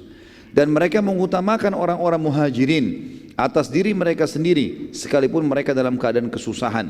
Dan siapa yang dipelihara dari kekiran dirinya, maka mereka itu adalah orang-orang yang beruntung. Jadi ada alasan kenapa Allah subhanahu wa ta'ala menyuruh Nabi Muhammad SAW membagikan fai kepada muhajirin dan cuma 2 orang dari Ansar. Karena itu haknya Allah dan Rasulnya secara mutlak, dan memang orang-orang muhajirin layak dibantu, terutama orang-orang miskin di antara mereka. Ya. Sebagian ahli sejarah mengatakan orang-orang kaya muhajirin tidak dapatkan, seperti Abu Bakar, ya, Uthman bin Affan, yang kaya-kaya tidak mendapatkan fai dari sini, tapi orang-orang miskin di antara mereka sebagaimana Allah sudah sebutkan. Kemudian dikatakan selanjutnya, وَالَّذِينَ جَاءُوا مِنْ بَعْدِهِمْ يَقُولُونَ رَبَّنَا اغْفِرْ لَنَا وَلِإِخْوَانِنَا الَّذِينَ سَبَقُونَا بِالْإِيمَانِ وَلَا تَجْعَلْ فِي قُلُوبِنَا غِلًّا لِلَّذِينَ آمَنُوا رَبَّنَا إِنَّكَ رَءُوفٌ رَحِيمٌ. Dan orang-orang yang datang sesudah mereka, para muhajirin dan ansar, setelah dengar kisah ini, kita sekarang termasuk kena ayat ini. Mendengarkan kisah ini, tidak akan pernah lagi ada fikiran kita sebagaimana orang-orang Ansar tidak pernah berfikir. Jangan ada di antara kita terfikir, teman-teman sekalian, loh kenapa Rasulullah cuma kasih orang muhajirin ya? Kenapa orang Ansar nggak dikasih? Sudah dijawab di sini.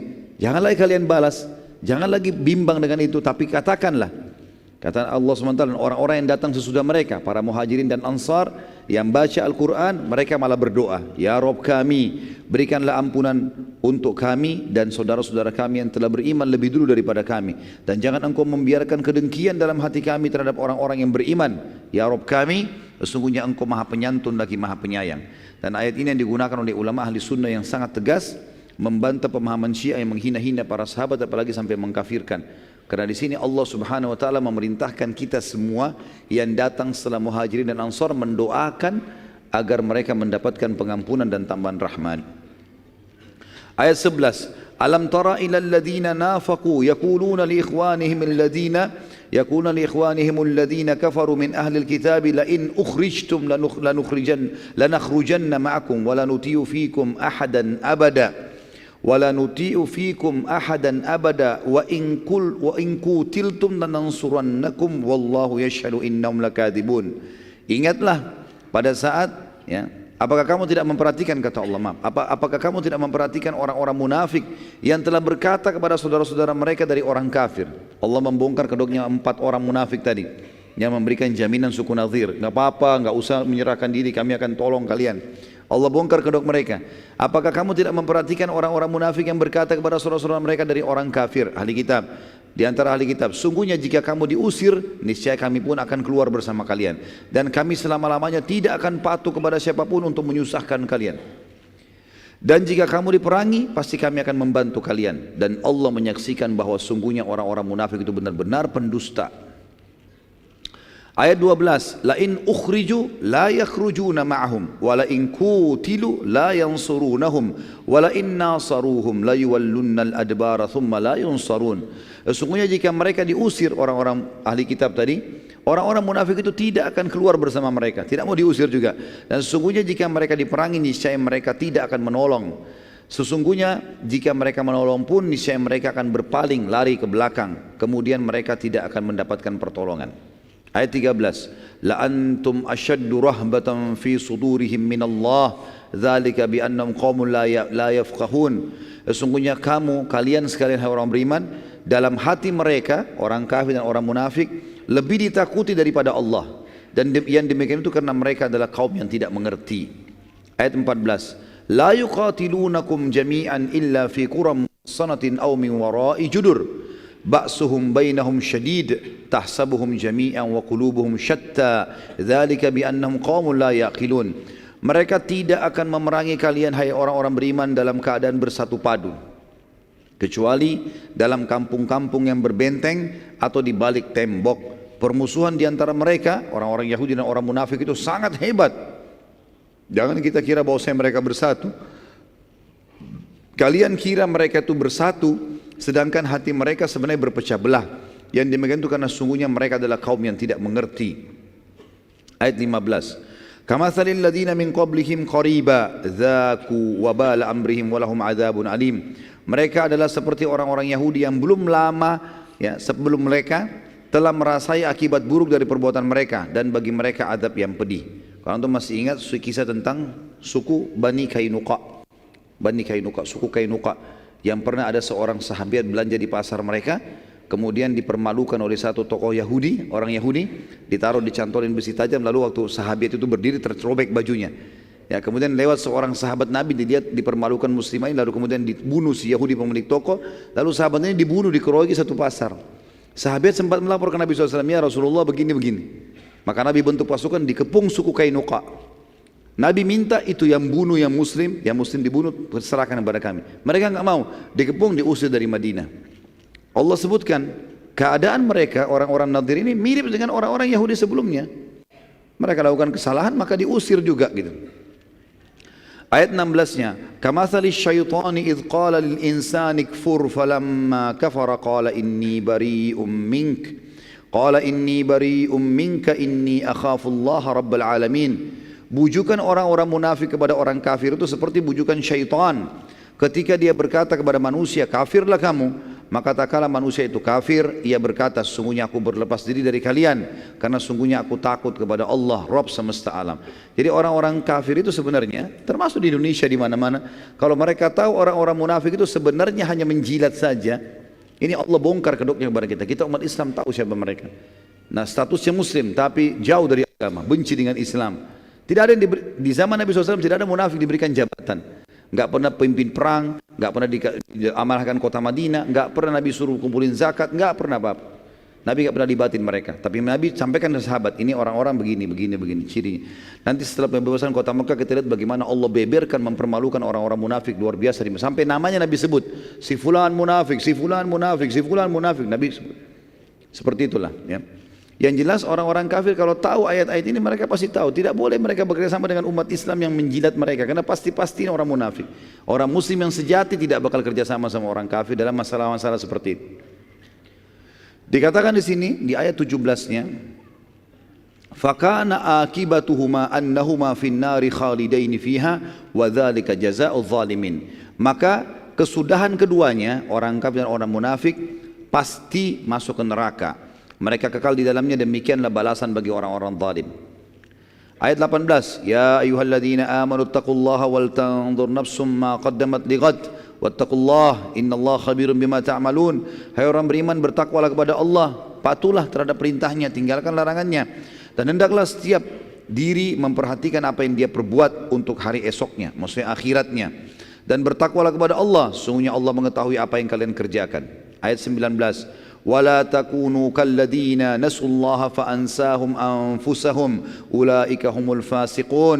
Jangan kalian menjadi seperti orang-orang yang lupa kepada Allah, tidak mau mengenal Allah, tidak mau belajar, tidak mau mengetahui ya, halal haramnya Allah, lalu Allah menjadikan mereka lupa kepada diri mereka sendiri. Mereka itulah orang-orang yang fasik. Ayat 20, la yastawi ashabun nari wa ashabul jannah humul faizun. Tidak akan pernah sama keadaan penghuni-penghuni neraka dengan penghuni-penghuni surga. Ketahuilah Penghuni-penghuni surga, kata kuncinya patuh di dunia. Beriman pada Allah, nikmati halal, tinggalkan haram. Kerjakan perintah, tinggalkan larangan. Tidak akan sama antara penghuni neraka dengan penghuni surga. Penghuni surga itu adalah orang-orang yang beruntung. Ayat 21. Lau anzalna hadzal Qur'ana ala jabalin la ra'aitahu khashi'an mutasaddian min khasyatillah wa tilkal amthalu nadribuha lin-nasi la'allahum yatafakkarun.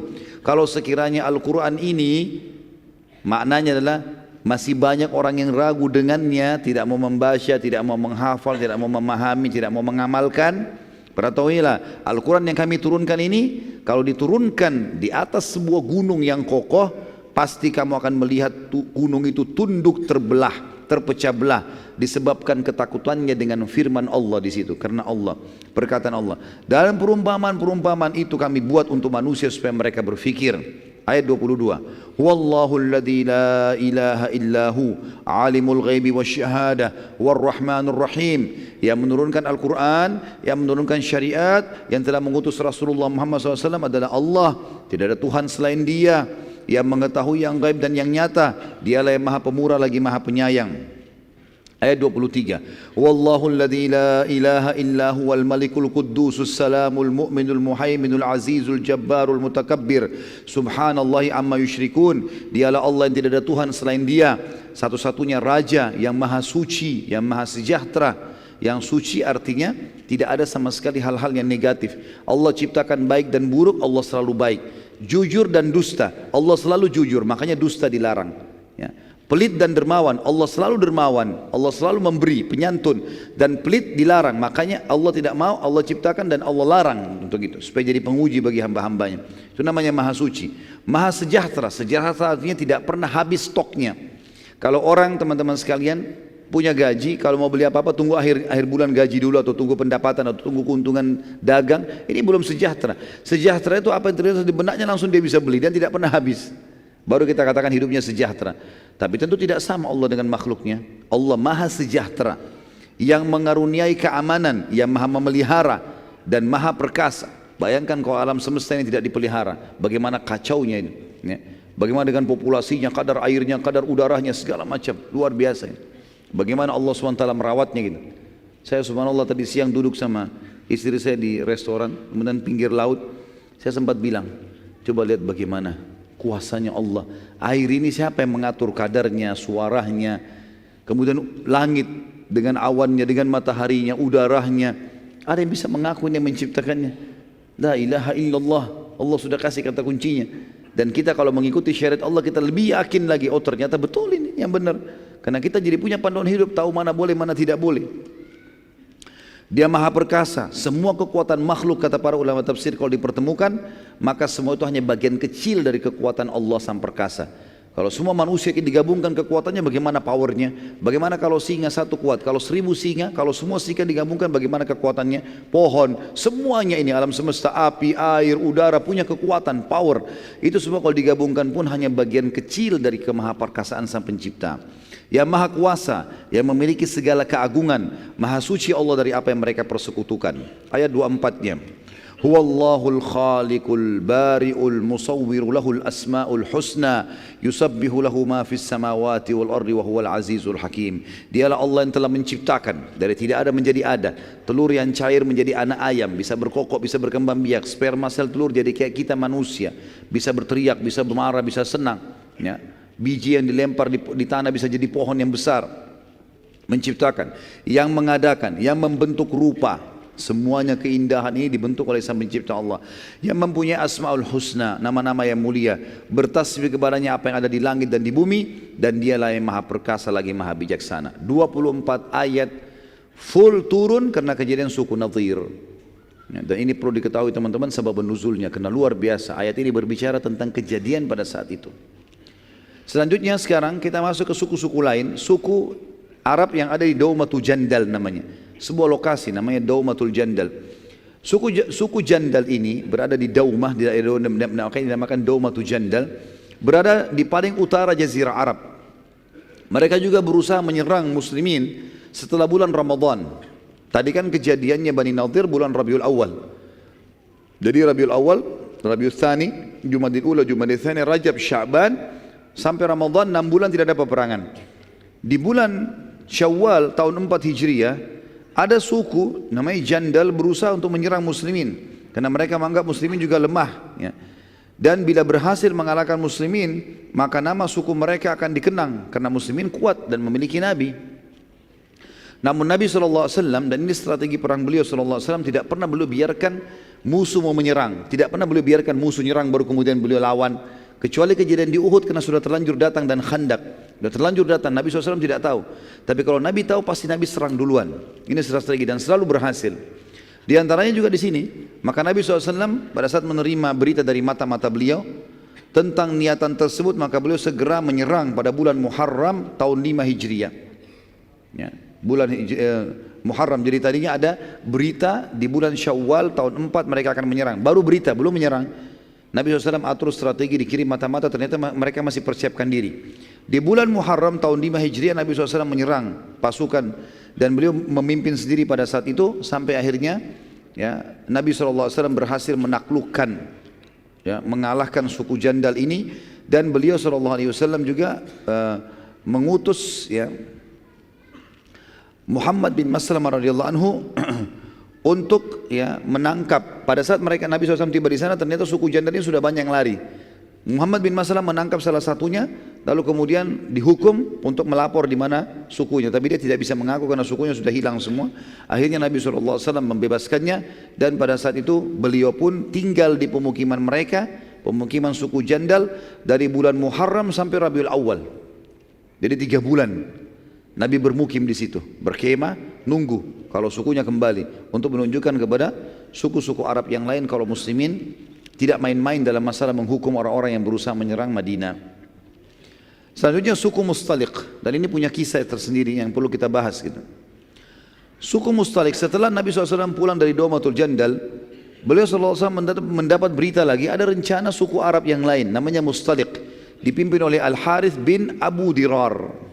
Dan ini kita lihat teman-teman, upaya suku-suku Arab ini semuanya terjadi justru karena efek daripada perbuatan 43 orang sahabat yang turun dari gunung pemanah di Uhud gitu. Makanya kata para ulama ada sebuah kaidah penting dalam masalah kehidupan, siapapun yang telah memulai sebuah kesalahan, maka dia harus tahu akan ada efek dari kesalahan itu. Enggak ada kesalahan yang tidak punya efek teman-teman. Makanya usahakan tidak salah, ya, karena kesalahan itu ada efek walaupun kita sudah minta maaf. Misal antum siram air ke badan orang, kita minta maaf, efeknya ada, bajunya basah, dan dia bisa mengenang itu seumur hidupnya. Masalahnya di situ. Makanya kasus sahabat yang turun dari bukit pemanah 43 orang yang kita ceritakan panjang lebar tadi pagi, itu teman-teman sekalian, mungkin pada saat mereka pulang ke Madinah kita sudah jelaskan kan, Allah turunkan Al-Quran memaafkan mereka. Tapi permasalahannya efek dari perbuatan mereka ini panjang. Ternyata banyak suku-suku yang akhirnya mau menyerang Madinah. Efeknya itu, dan akhirnya muslimin tersibukkan untuk menghadapi musuh-musuh ini yang tadinya sebenarnya tidak perlu. Di awal peperangan mereka sudah menang, dan kita sudah jelaskan juga tadi pagi bagaimana ayat Al-Quran menceritakan kepada kita dengan sangat jelas, kalau seandainya mereka bersabar sebentar saja, tidak usah turun pemanah, udah menang, udah selesai karena Quraisy sudah lari, gitu kan. Pemimpin suku Mustaliq ini bernama Al-Harith bin Abu Dirar. Al-Harith bin Abu Dirar. Nabi SAW mengirim ke sana, mengutus Buraidah bin Al-Husayb. Buraidah sahabat Nabi radhiyallahu anhu. Buraidah bin Al-Husayb Al-Aslami. Buraidah bin Al-Husayb Al-Aslami memata-matai mereka, dan akhirnya Nabi SAW membentuk pasukan yang dipimpin langsung oleh beliau, dan ini dikatakan Ghazwat Bani Mustaliq. Karena pernah saya jelaskan teman-teman juga di beberapa peperangan Nabi SAW sebelumnya, kalau peperangan yang Nabi pimpin langsung namanya Ghazwah. Seperti Ghazwat Badr, Ghazwat Uhud, Ghazwat Bani Mustaliq. Kalau yang Nabi tidak pimpin, kalau pasukan besar, ratusan jumlahnya, ribuan, maka dinamakan ma'rakah. Kalau kecil namanya sariyah. Nah ini ada nama-nama di dalam buku-buku sejarah Nabi SAW.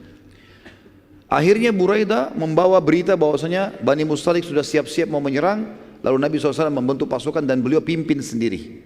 Nabi SAW memberi panji muhajirin kepada Abu Bakar radhiyallahu anhu, dan ini sekaligus juga membantah sebagian orang mengatakan Abu Bakar itu tidak diamanahkan oleh Nabi, gitu kan. Padahal Abu Bakar berapa kali dikirim oleh Nabi peperang, memimpin peperangan, termasuk di Bani Mustalik dia yang pegang panjinya, yang pegang bendera. Dan kita sudah tahu di perang Uhud kita jelaskan, yang pegang bendera berarti sangat terancam. Karena kalau bendera jatuh berarti pasukan kalah. Harus orang yang paling dianggap dipercaya, kuat, punya keterampilan perang dan seterusnya, punya jiwa yang besar. Dan panji orang-orang Ansar diberikan kepada Sa'ad ibn Ubadah radhiyallahu anhu ajma'in. Sempat terjadi saling panah pada saat itu, ya, tapi Bani Mustalik kaget karena diserang tiba-tiba oleh Nabi SAW. Akhirnya mereka kalah. Ya, mereka menyerah. Dan seluruh Bani Mustalik jadi tawanan. Kita fokus ke satu orang tawanan yang mulia tawanan ini. Seorang wanita namanya Juwairiyah. Juwairiyah binti Al-Harith. Tadi ini pimpinan suku Mustalik namanya Al-Harith kan? Ini anaknya, jadi anak raja gitu. Tertawan. Dan waktu dibawa ke arah Nabi SAW, Nabi SAW mengatakan, pada saat itu sebenarnya ada dua riwayat ya. Riwayat yang pertama itu menjelaskan kepada kita kalau Juwairiyah ingin menebus dirinya. Waktu dia jadi tawanan, dia ingin menebus dirinya, tapi semua hartanya sudah jadi ghanimah, nggak bisa lagi dia pakai. Maka dia minta kepada muslimin untuk diantar ke Nabi SAW, dan dia mau izin agar Nabi SAW menghutangkan dia supaya dia bisa bebas, jangan jadi tawanan, jangan jadi budak gitu.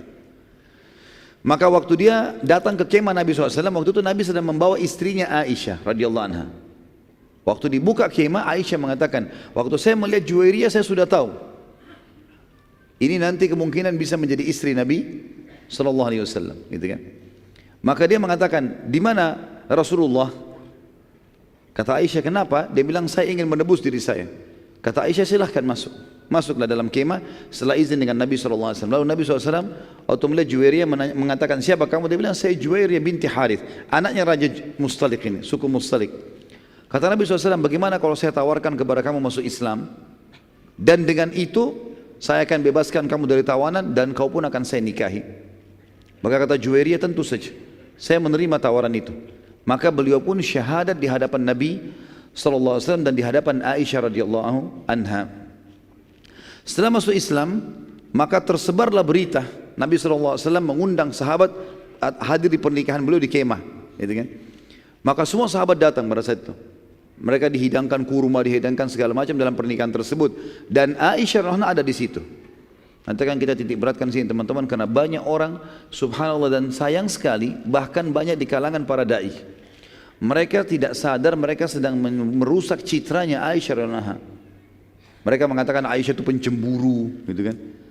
Baik, Aisyah memang cemburu, tapi ingat teman-teman sekalian, hukum syar'i yang kita ambil sebagai hukum bukan kasus kejadiannya, tapi kasus penentuan hukum dari Nabi. Itu yang perlu kita garis bawahi.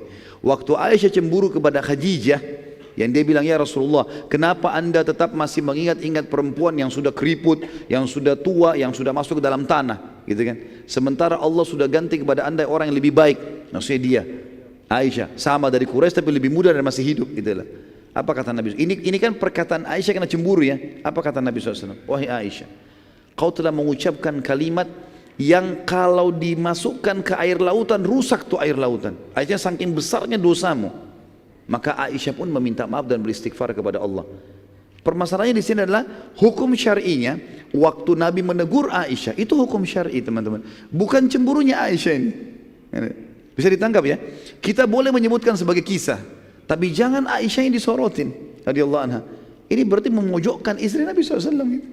Jadi perilaku beliau bukan sebagai sebuah hukum, tapi hukum adalah yang diterapkan oleh Nabi SAW. Dan ini sudah saya jelaskan di beberapa pertemuan tentang manajemen rumah tangga Islami di YouTube, tentang beberapa riwayat berhubungan dengan masalah cemburunya Aisyah radhiyallahu anha. Dan kita lihat dalam riwayat ini, sahih riwayat Bukhari, Aisyah tidak cemburu teman-teman sekalian di sini. Bahkan di depan matanya Aisyah radhiyallahu anha, Nabi SAW menikahi Juwairiyah. Dan Aisyah mengucapkan dalam riwayat Bukhari, setelah Nabi SAW menikahi Juwairiyah, di kemah diundang para sahabat, gitu kan?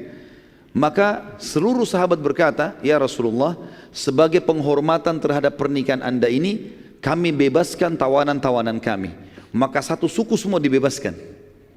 Aisyah yang meriwayatkan radhiyallahu anha riwayat Bukhari mengatakan, tidak ada wanita yang lebih mulia ya, dan juga berjasa kepada kaumnya dibandingkan Juwairiyah binti Al-Harith.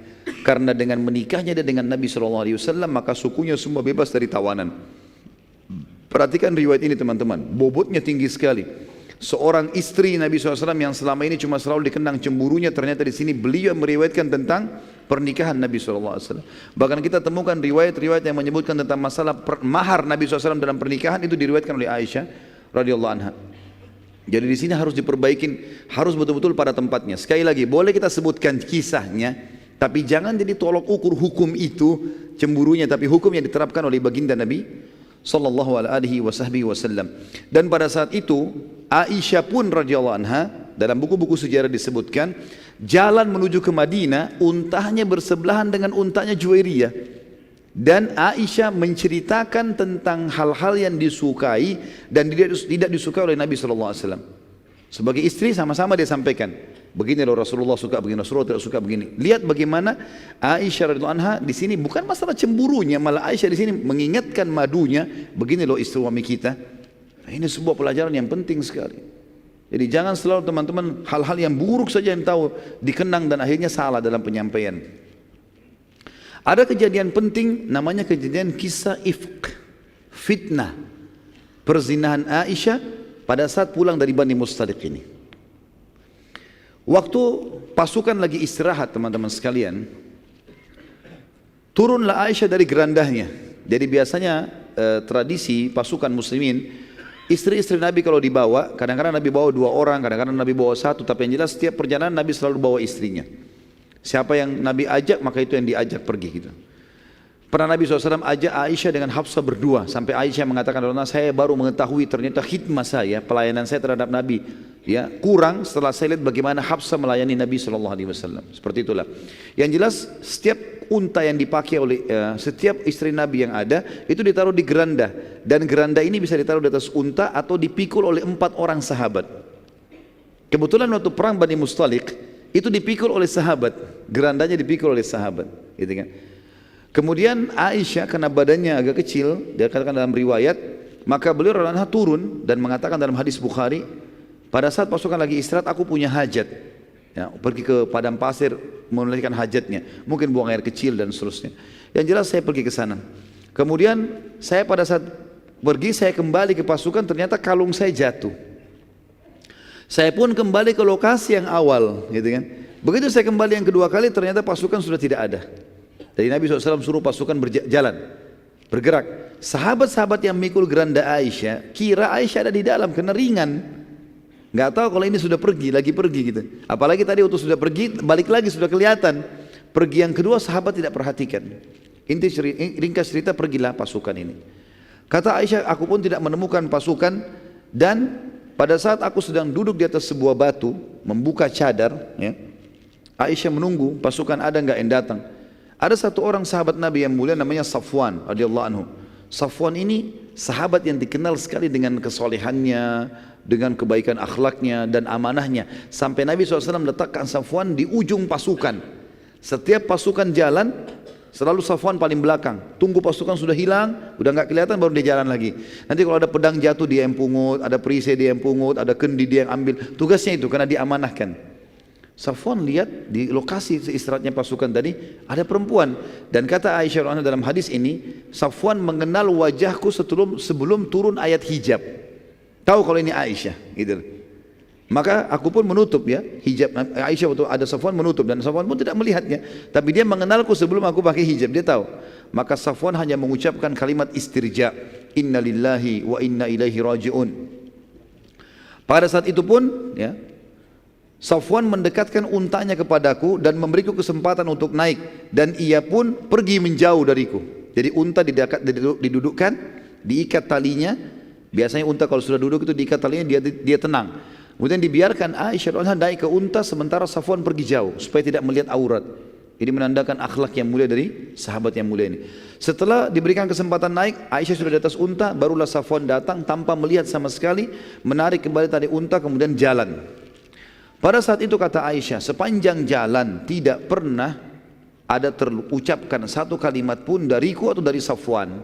Gak pernah Safwan bilang kenapa kau terlambat, kenapa kau tidak pergi, ditanya bagaimana, tidak ada sama sekali kalimat. Juga Safwan, Aisyah sendiri tidak pernah tanya, gak pernah bilang terima kasih, gak ngomong apa-apa nih. Di atas unta istri Nabi SAW, Safwan tarik tali untanya dari bawah, jalan. Pada saat teman-teman sekalian lagi berjalan seperti itu, ternyata saat kami tiba di pasukan, sudah mau tiba, pasukan rupanya sebelum tiba di Madinah, istirahat lagi.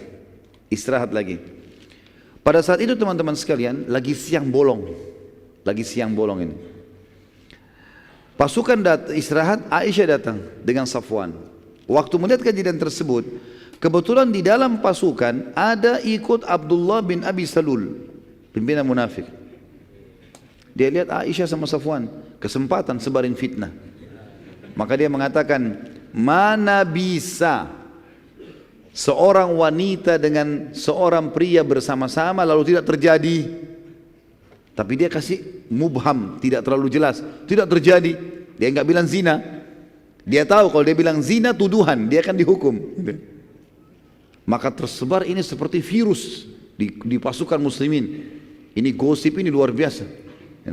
Kalau Aisyah berzina sama Safwan, tersebar berita begitu. Aisyah mengatakan radhiyallahu anha, saya pada saat masuk, tiba di pasukan, tidak berpikir apa-apa karena memang tidak buat apa-apa.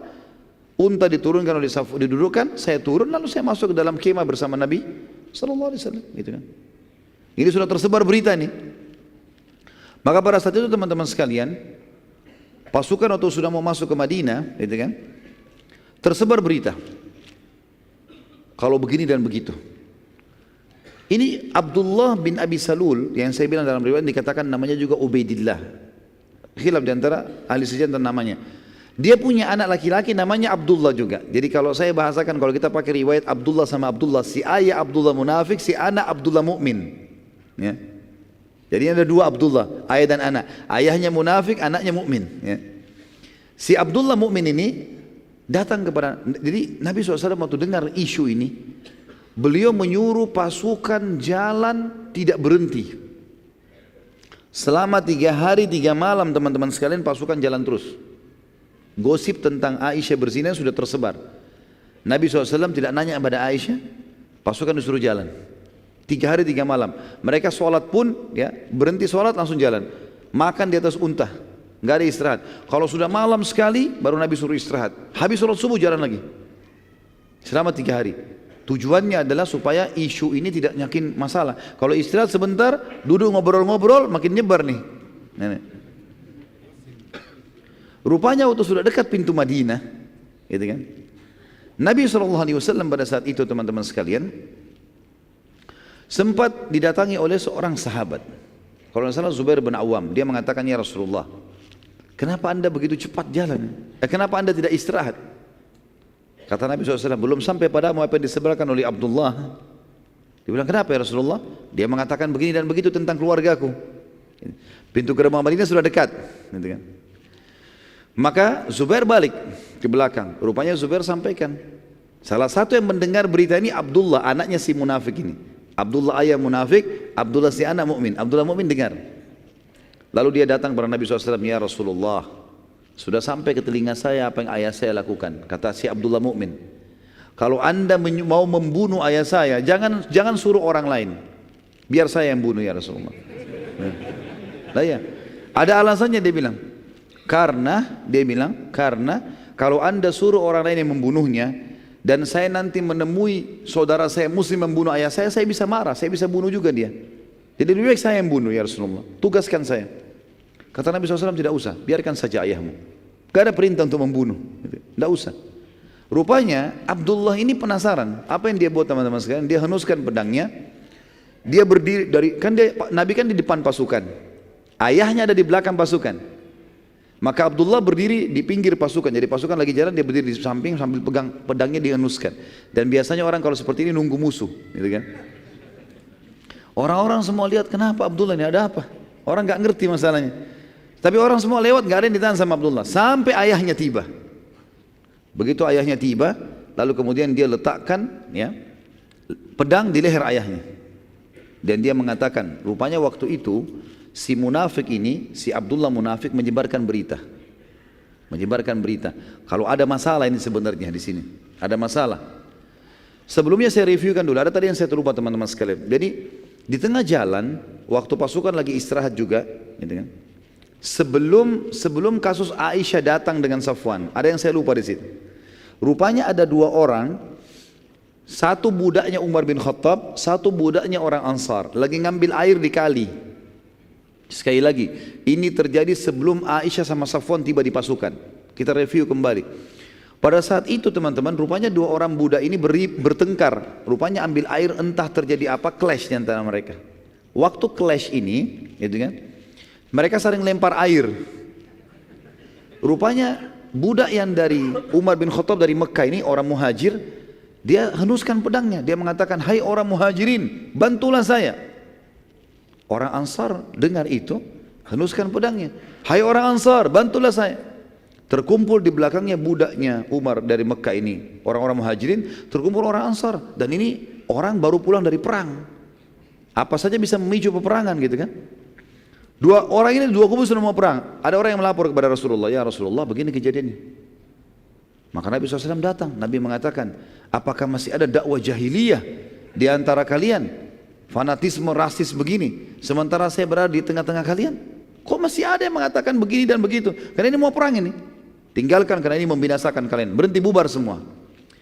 Abdullah bin Abi Salul, kepala munafikin, dia kan termasuk tokohnya suku Khazraj. Ada suku Arab Madinah dari Ansar ini dan suku Khazraj. Dia salah satu tokohnya. Waktu dia dengar, dia bilang, apakah muhajirin sudah kerjakan itu buat kami? Pasti nanti kalianlah yang telah membuat ini sampai mereka bisa masuk ke dalam pasukan kita, masuk di kota Madinah. Kalian yang terima mereka. Mestinya nggak usah diterima tuh muhajirin masuk ke Madinah. Nggak perlu kita bertemu sama mereka. Seperti itulah kurang lebih bahasanya. Maka pada saat itu teman-teman sekalian tersebar isu, kalau mereka tiba di Madinah, kata Abdullah munafik ini, kalau mereka tiba di Madinah kita akan usir. Bukan cuma orang-orang Mekah, termasuk Nabi Muhammad SAW kita akan usir. Seperti itu. Nanti kita bacakan dalam surah Al-Munafikun, turun ayat menjelaskan masalah itu.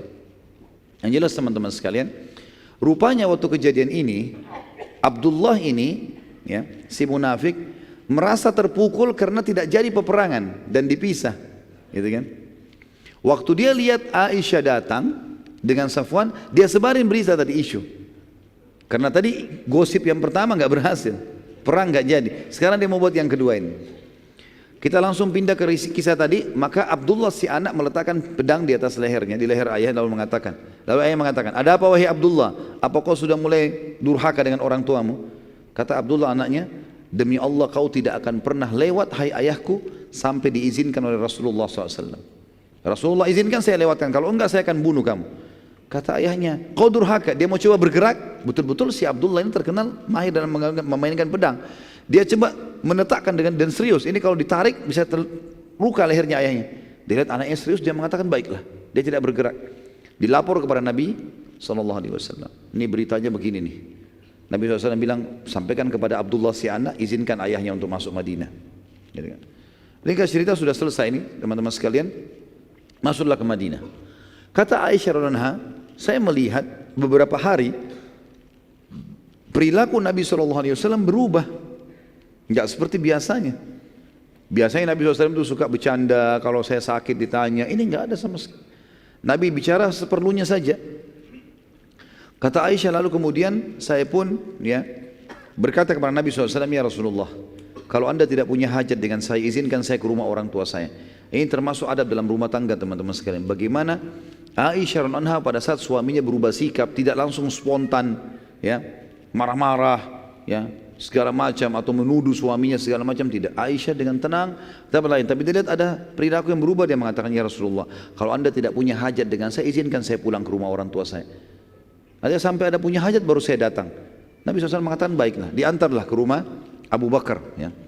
Pada saat itu teman-teman sekalian, waktu diantar pulang ke rumah, Aisyah mengatakan selama 2 minggu, 2 minggu atau 3 minggu dari kejadian, Aisyah mengatakan saya tidak tahu apa-apa nih, tidak tahu berita apa-apa. Di Madinah sudah hangat nih informasinya.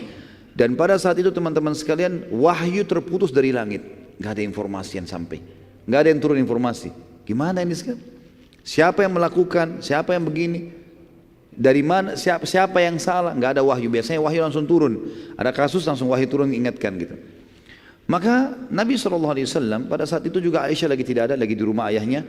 Beliau terus mengumpulkan informasi, nunggu wahyu dari langit, berdoa sama Allah, ikhtiar. Belum ada berita. Akhirnya Nabi SAW setelah sebulan dari kejadian itu, sebulan penuh nggak ada wahyu.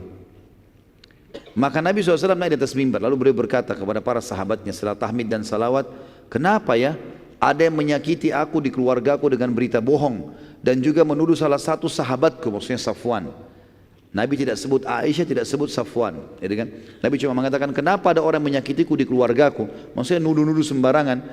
Sementara aku tidak tahu dari keluargaku kecuali kebaikan, orang-orang salehah semua ini. Dan ada yang menyakitiku di salah satu sahabatku yang aku tidak tahu kecuali kebaikan darinya, dan dia tidak pernah masuk ke rumahku kecuali bersamaku. Berdirilah satu orang dari suku Aus. Saya sudah bilang Ansar di Madinah ada Aus dan Khazraj. Suku Aus berdiri mengatakan, wahai Rasulullah, kami tahu siapa yang anda maksudkan itu. Abdullah bin Abi Salul dari suku Khazraj. Kami tahu siapa yang anda maksud, yang memfitnah keluarga anda ini. Perintahkan ya Rasulullah, kami akan tebas lehernya. Sudah selesai. Ini orang penyebar fitnah, kita habisin saja.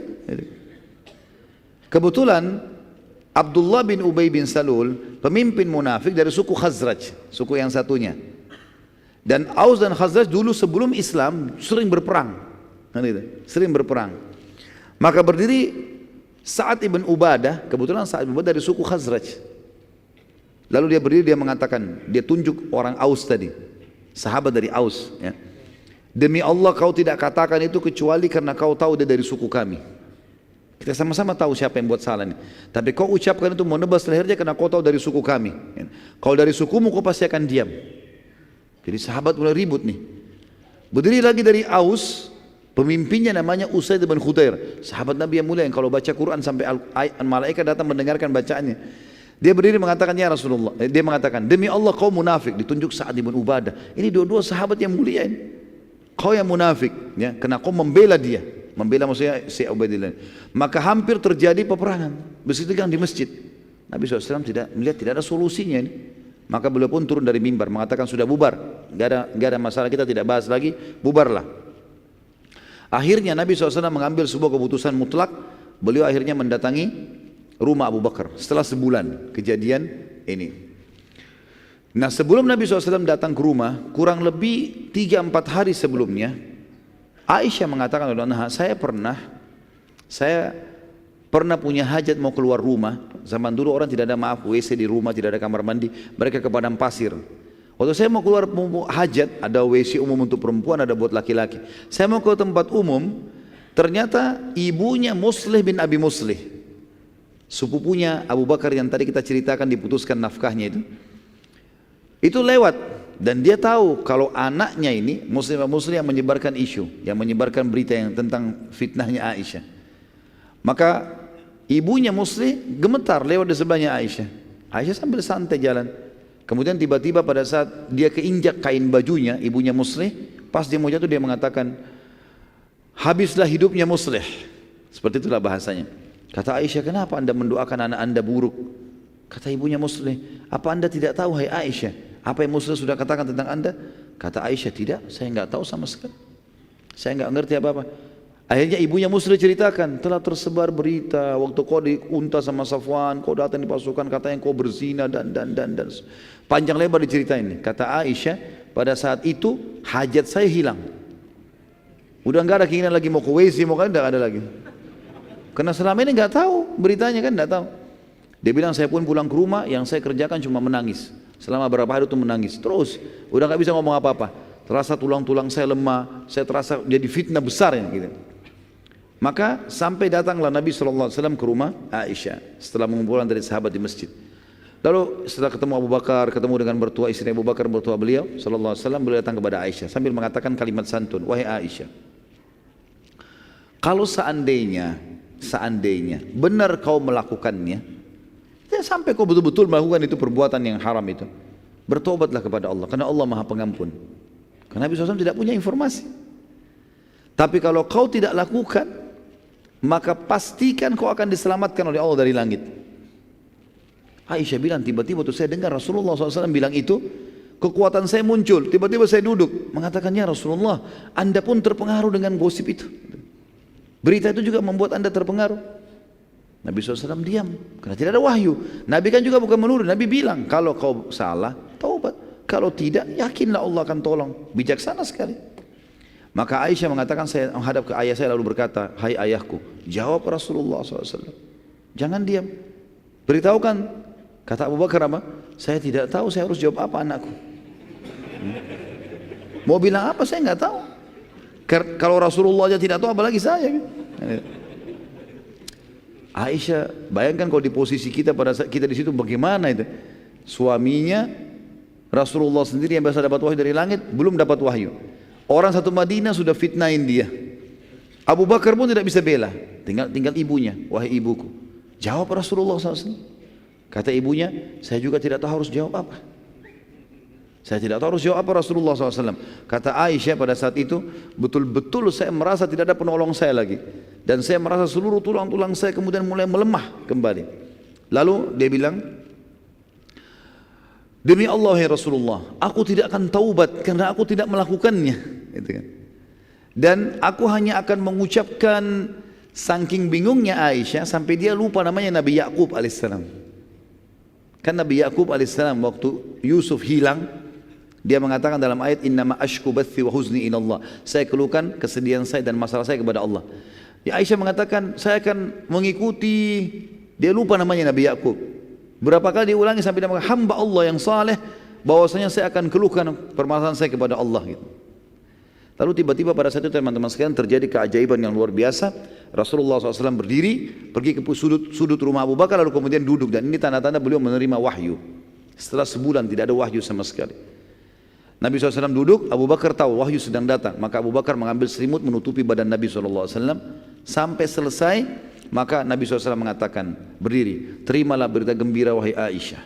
Allah telah menurunkan pembebasanmu dari langit. Turun ayat menjelaskan kalau kau tidak zina. Gitu kan?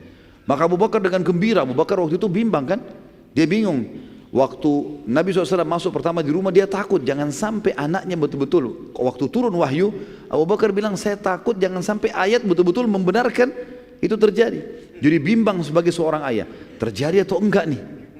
Maka waktu Nabi sampaikan, kau bebas ya Aisyah, kata Abu Bakar, alhamdulillah wahai Aisyah, berterima kasih pada Nabi SAW. Kata Aisyah, saya tidak mau terima kasih pada Nabi. Saya akan terima kasih kepada Allah yang telah membebaskan saya gitu. Karena dia merasa Nabi tidak dukung dia gitu. Maka pada saat itu turunlah surah An-Nur. Surah nomor 24 ayat 11 sampai ayat 14. A'udzu billahi minasyaitonir rajim. Innal ladzina ja'u bil ifki usbatum minkum la tahsabuhu syarran lakum bal huwa khairun lakum likulli imri'in minhum maktasaba minal itsm walladzi tawalla kibrahu minhum lahu 'adzabun 'adzim laula id sami'tumuhu dhannal mu'minuna wal mu'minatu bi anfusihim khairan wa qalu hadha ifkum mubin laula ja'u 'alaihi bi arba'ati syuhada fa in lam ya'tu bi syuhada'i fa ulaika indallahi humul kadhibun walaula fadlullahi alaikum wa rahmatuhu fid dunya wal akhirah lamassakum fima afattum fihi adzabun azim. Sesungguhnya orang-orang yang membawa berita bohong itu adalah dari golongan kamu juga, dari muslimin. Janganlah kamu mengira bahwasanya berita bohong itu buruk buat kamu. Bahkan itu baik buat kamu. Tiap-tiap orang dari mereka akan mendapatkan balasan dari dosa yang dikerjakan. Dan siapa di antara mereka yang mengambil bagian paling besar dari penyiaran berita bohong itu, baginya adab yang besar. Maksudnya si pimpinan orang munafik. Ayat 12. Mengapa di waktu kalian mendengarkan berita bohong itu, orang-orang mukmin dan mukminah tidak menyangka baik terhadap diri mereka sendiri? Dan mengapa mereka tidak berkata, ini adalah suatu berita bohong yang nyata? Khusus ayat 12 ini teman-teman turun kepada seorang sahabat namanya Abu Ayyub al-Ansari radhiyallahu anhu bersama istrinya. Dan itu tersebar gosip fitnahnya, ya, zinanya Aisyah. Maka sempat istrinya Abu Ayyub bertanya, wahai Abu Ayyub, bagaimana pendapatmu tentang gosip itu, tentang berita itu? Kata Abu Ayyub, wahai istriku, kira-kira menurut kamu siapa yang lebih baik, kamu atau Aisyah? Dia mengatakan Aisyah. ketahuilah bahwasanya Safwan lebih baik daripada aku dan Aisyah lebih baik daripada kamu. Tidak mungkin. Lalu sebelumnya gini, Abu Ayyub bilang begini, wahai istriku, apa kau kira-kira bisa berzina enggak? Kira-kira dalam kondisi imanmu sekarang, kau bisa selingkuh enggak? Dia bilang tidak. Terus kata Abu Ayyub, kalau saya kira-kira bisa selingkuh enggak menurut kamu? Dia bilang tidak mungkin. Dengan keimananmu enggak mungkin. Lalu kata Abu Ayyub, Safwan lebih baik daripada saya dan Aisyah lebih baik daripada kamu. Berarti tidak mungkin mereka berzina. Seperti itulah. Maka ayat ini turun menjelaskan. Kata Allah SWT, mengapa di waktu mendengar berita bohong itu orang-orang mukmin dan mukminah tidak bersangka baik pada diri mereka sendiri dan kenapa mereka tidak berkata ini adalah suatu berita bohong yang nyata.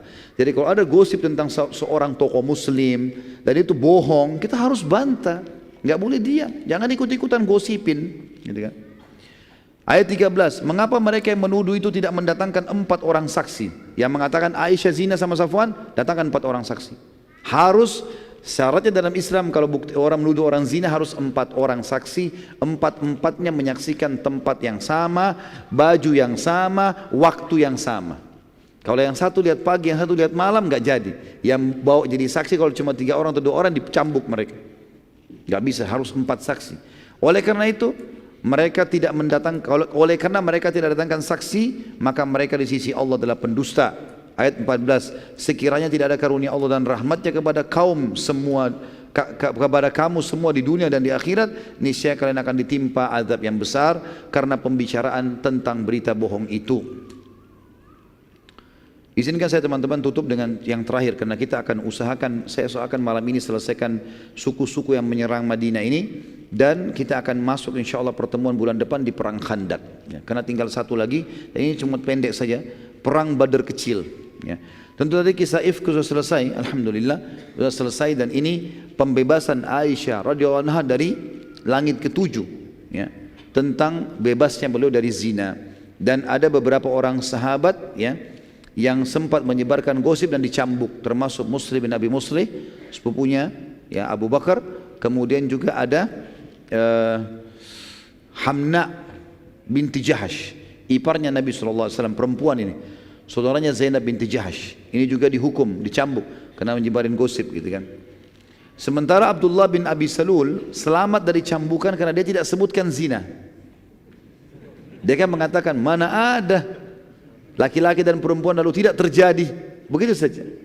Nah, ini punya keterampilan dia dalam menipu. Ternyata orang-orang yang bumbuin, yang sebarin, oh zina, sampai ke zina.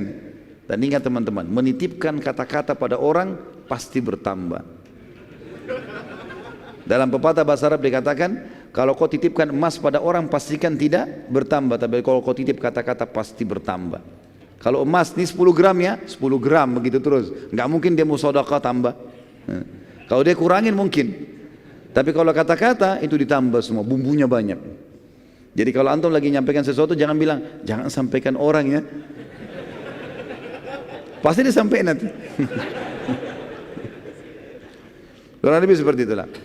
Yang jelas yang terakhir teman-teman sekalian adalah perang Badar kecil atau perang Badar akhir di bakasan lain. Abu Sufyan sempat menantang Nabi SAW untuk bertemu di Badar di bulan Sya'ban tahun 7 Hijriah. Di bulan tadi kan tahun 5 terakhir ya. Tahun 7 Hijriah. Sebagian ulama mengatakan ini terjadi tahun 5 Hijriah, bulan Sya'ban tahun 5 Hijriah, gitu kan. Karena memang tadi masih tahun 5 kurang lebih kejadian, yang benar tahun 5, maaf, jangan usah tulis tahun 7 ya, tahun 5 Hijriah. Ini juga akan saya edit tulisan ini karena memang ini terjadi sebelum Khandak, sementara Khandak terjadi tahun 5 Hijriah. Abu Sufyan sempat menantang Nabi SAW untuk bertemu lagi di Badar pada bulan Sya'ban tahun 5 Hijriah. Dan Nabi SAW mengiyakan tantangan itu. Dan Nabi SAW menepati janji, dan tepatnya bulan Sya'ban tahun 5 Hijriah, Nabi SAW berangkat dengan 1000 personil dari muslimin menuju ke Badar, dan Abu Sufyan keluar dengan 3000 personil menuju ke Badar. Namun pada saat tiba di wilayah namanya Mujannah dari arah Az-Zahran, masih dekat Mekah, Abu Sufyan tiba-tiba khawatir dan takut dikalahkan oleh muslimin. Maka ia pun mencari alasan untuk membatalkan peperangan, dan dia mengatakan ini kan musim peceklik. lagi musim panas. Lebih baik kita pulang, nanti kalau sudah mulai dingin sedikit baru kita berperang. Seperti itulah. Maka mereka pun akhirnya membatalkan. Dan ternyata pasukan yang ada di Quraisy pun itu ketakutan. Mereka mengiyakan. Pada saat Abu Sufyan mengatakan, ya sudah, tidak ada yang membantah satupun. Mereka pun akhirnya pulang. Sementara Nabi SAW sudah tiba di Badr. Tiba di lokasi Badr dengan 1000 pasukan yang menunggu. Maka Abu Sufyan dengar itu. Sekarang tersebar lagi berita kalau Abu Sufyan nggak datang, sementara muslimin menunggu. Dia mengirim Naim bin Mas'ud datang ke Madinah. Dia nggak datang ke pasukan muslim di Badr, datang ke Madinah. Supaya nanti dari Madinah tersebar berita.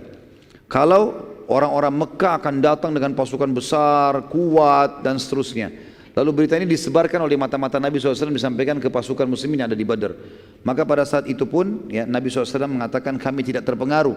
Dan Nabi SAW sempat menunggu pada saat itu beberapa hari di sana. Perlu diketahui sini teman-teman sekalian, pada saat itu muslimin sempat ya, mengadakan perdamaian dengan beberapa suku Arab di sekitar situ ya. Di sekitar, termasuk ada satu orang namanya Makhshi bin Amr ad-Dumri. Ini suku Dumrah. Ini kalau kita review kembali sedikit, sekitar setengah menit saja, kejadian Badr. Waktu Abu Sufyan mau lewat, ya, setiap kali kafilahnya lewat, bukan Abu Sufyan, setiap kafilah Quraisy mau lewat dan ditahan oleh Nabi awal hijrah, tahun-tahun pertama hijrah sebelum perang Badr, selalu suku ini ikut campur. Mengatakan, hai Muhammad, tidak boleh perang di wilayahku, tidak boleh perang di wilayahku. Ini orangnya nih. Namanya dia Makhshi bin Amr ad-Dumari. Dari suku Dumrah, ya. Waktu dia lihat Nabi SAW ada di situ, ada di Badr, dan orang-orang Quraisy tidak datang, maka dia mau menunjukkan kalau dia adalah orang yang kuat, gitu kan. Maka dia mengatakan, hai Muhammad, kenapa kau harus datang ke wilayahku? Dan kenapa harus ada peperangan gitu? Kata Nabi SAW, ini adalah hak kami. Tantangan Quraisy datang, maka kami menjawabnya, gitu kan. Maka dia mengatakan, kalau begitu kau akan berhadapan denganku. Kata Nabi SAW, baiklah, kalau kau ucapkan kalimat itu, kami pasti ya, akan mencabut kesepakatan damai denganmu. Maka Nabi SAW suruh para sahabat bertakbir di pasukan. Mendengar itu, maka ternyata tiba-tiba jadi cuit nih si Makhshi. Ciut dia, nggak mau. Dia mengatakan, tidak hai Muhammad, saya tidak akan batalkan kesepakatan kita dan saya tetap saja dalam perdamaian, gitu kan. Maka setelah itu Nabi SAW pun kembali ke Madinah tanpa ada peperangan Badr, tanpa Badr kecil, maksudnya Badr kedua, dan juga tanpa ada peperangan dengan suku Dumrah. Allahu a'lam. Ini akhir bahasan kita tentang upaya-upaya suku-suku Arab yang akan menyerang Madinah dan bagaimana Nabi SAW membatalkan semua itu. Dan juga kita akan masuk insya Allah pertemuan akan datang perang Khandak, ya, perang yang mulia di mana Nabi SAW diserang oleh orang-orang Jazirah Arab juga kembali menyerang. Ya, dan itu akan terhenti setelah nanti pembebasan kota Mekah. Semoga saja majelis kita diberkahi oleh Sang Pencipta Allah dan dijadikan sebagai tambahan amal kita pada hari kiamat. Dan semoga saja seluruh amal yang pernah kita kerjakan dan akan kita kerjakan sampai menjelang ajal datang nanti semuanya diterima dengan kemahamurahannya. Dan semoga semua dosa yang pernah kita kerjakan sekecil sampai sebesar apapun semuanya dimaafkan dengan kemahamurahannya. Dan semoga Indonesia menjadi negara yang damai, tentram, seluruh muslimin bersatu di bawah ukhuwah Islamiyah. Dan juga mereka kembali dalam ibadah kepada Al-Quran dan Sunnah. Dan semoga kita dikaruniai semuanya pemimpin muslim yang adil, kembali kepada Al-Quran dan Sunnah dalam ibadah dan dalam muamalah mereka. Dan semoga Indonesia menjadi contoh bagi negara-negara yang lain. Dan kita tidak pernah lupa mendoakan saudara kita di Palestina, di Syria, di Yaman, di Irak, di Myanmar, di Ahsa, dimanapun mereka sedang tertindas. Semoga Allah ikhlaskan niat mereka, terima para syuhada mereka, mulakan Islam di tangan mereka dan tangan kita semua. Dan semoga Allah partisipasikan kita bersama mereka di pahala, baik dengan doa, dengan harta, juga dengan jiwa kita. Dan semoga Allah dengan kemahamurahannya menyatukan kita semua di surga firdausnya tanpa hisab. Sebagaimana yang selalu kita di majlis ilmu yang mulia ini. Kalau ada benar dari Allah, kalau saudara saya mohon dimaafkan. Subhanakallahumma wa bihamdika asyhadu an la ilaha illa anta astaghfiruka wa atubu ilaik. Wassalamualaikum warahmatullahi wabarakatuh.